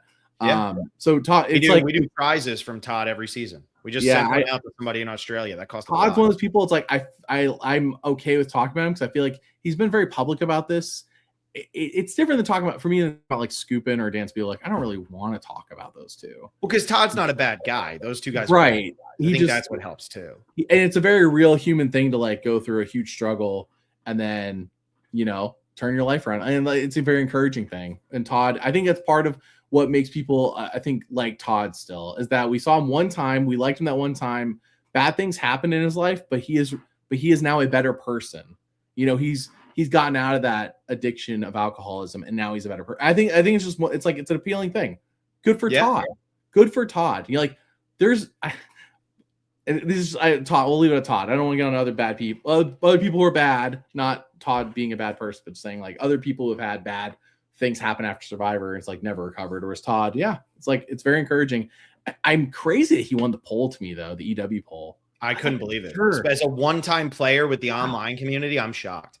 I thought Tony would have, because he won twice and both his wins were exciting. Wow. Well, so they separated the two wins for Tony and Sandra. Wow. Well, I get that, but it bleeds over, if we're being real. I know. I was surprised. I thought Tony versus Sandra. I thought Parv had a chance there. So when Todd won it, I was floored. Todd beat Kim, I think, in the semifinals, and then beat Natalie in the final, or somebody in the final. I don't even know who was in the finals. Well, next week will be a fun one. It is basically the entire golden era from Parvati through Sandra. Which might actually have three of the worst winners, or three of the least exciting winners in the history of the show, but it's 5 of the best seasons in the history of the show. I think every winner brings something different to the table. They do, but that's not exciting to a lot of Survivor fans. Yeah, I know. We'll talk about the rankings next week again with them, but yeah. So Todd, I think I briefly mentioned, 8 votes off a perfect game, but again, like the number is the number, and in this case, I think he could have improved his number, but does that make his story better? Yeah, I think his story is already fantastic. So yeah. And I'd say his worst move, because I don't think we got that, was honestly like, what is his worst move? Giving James the idol, because James, if you think about it, James didn't really need the idol, but then it worked out. Like Todd made the hand work. If Todd had the idol, would have targeted been on his back. Here's what his worst move was, truly. Openly stating the information that his sister gave to him. What was the information his sister gave him? About was that the one where people doubted it was real because of fair play? They didn't think it was real. They thought because he was such a fan of the show, they thought he was gaming it, and they thought he was sneaky, and they did not like it. And I think that was probably his worst move, to not just keep that between him and his sister. That was I know we haven't talked about him yet, but like Adam with his mom, if Adam had dropped that at the family visit, I think people would have sussed. I mean, Adam's emotional reaction is so strong that it's hard to like doubt him. Yeah. But I think Adam timed his right. We'll get to Adam eventually, but I just recently watched Adam's season again to make his winner video, so it's fresh in my brain. Yeah, I'm literally watching that one right now. I just watched the Rock Draw last night. I cannot believe, by the way, they're in Fiji, and it doesn't. While visually it is Fiji, it does not feel like a New Era season to watch. Not at all. At all. Millennials vs. Gen X and David vs. Goliath are the two great seasons in Fiji, I think. And then other than that, it's just like, there's some good New Era, but like Millennials vs. Gen X and David vs. Goliath both worked really, really well. It's the casting. It's the theme in the casting. Versus Millennials versus Gen X, David versus Goliath, heroes versus villains. Like two distinct things with pros and cons, not heroes versus healers versus hustlers, which is just like 3 different versions of heroes. That's just all heroes is what we're casting. Whereas like you're purposefully like there is anyways. So I agree. We're watching Millennials versus Gen X. It's like wow, this is not a Fiji season the way I expected it to be when I rewatched it. Millennials vs. Gen X is great, and that was the one. We have all the deep dives. So when we get to there, everybody can go listen to my deep dives, and then figure out how Adam won the game. Well, hey, next week we'll move on with Parvati and get into the HD era. There we go. Not era, but the HD. Yeah. So we got Parvati, Bob, JT, Natalie White, and Sandra coming up next week. So thank you all so much for listening. Hope you enjoyed this episode. Like the video, subscribe to the channel. Winner rankings coming out on June 30th. That'll be the part number 1. So stay tuned for that. If you haven't checked out Bitter or Better part 3 with John and McKenna about the first juror from seasons 11 through 15, go check those out. A lot of fun there. Tegwith did her Survivor China rewatch part 2 the other day as well. So we got some stuff going on. Blake and I talked about how to binge watch Survivor chronologically. We're going to be doing one next week where we talk about how to binge it more dynamically. And if you want to go out of order, what order we think would be better. So thank you all so much for listening. Hope you enjoyed this episode, and we will see you next Thursday at 8 p.m. Bye.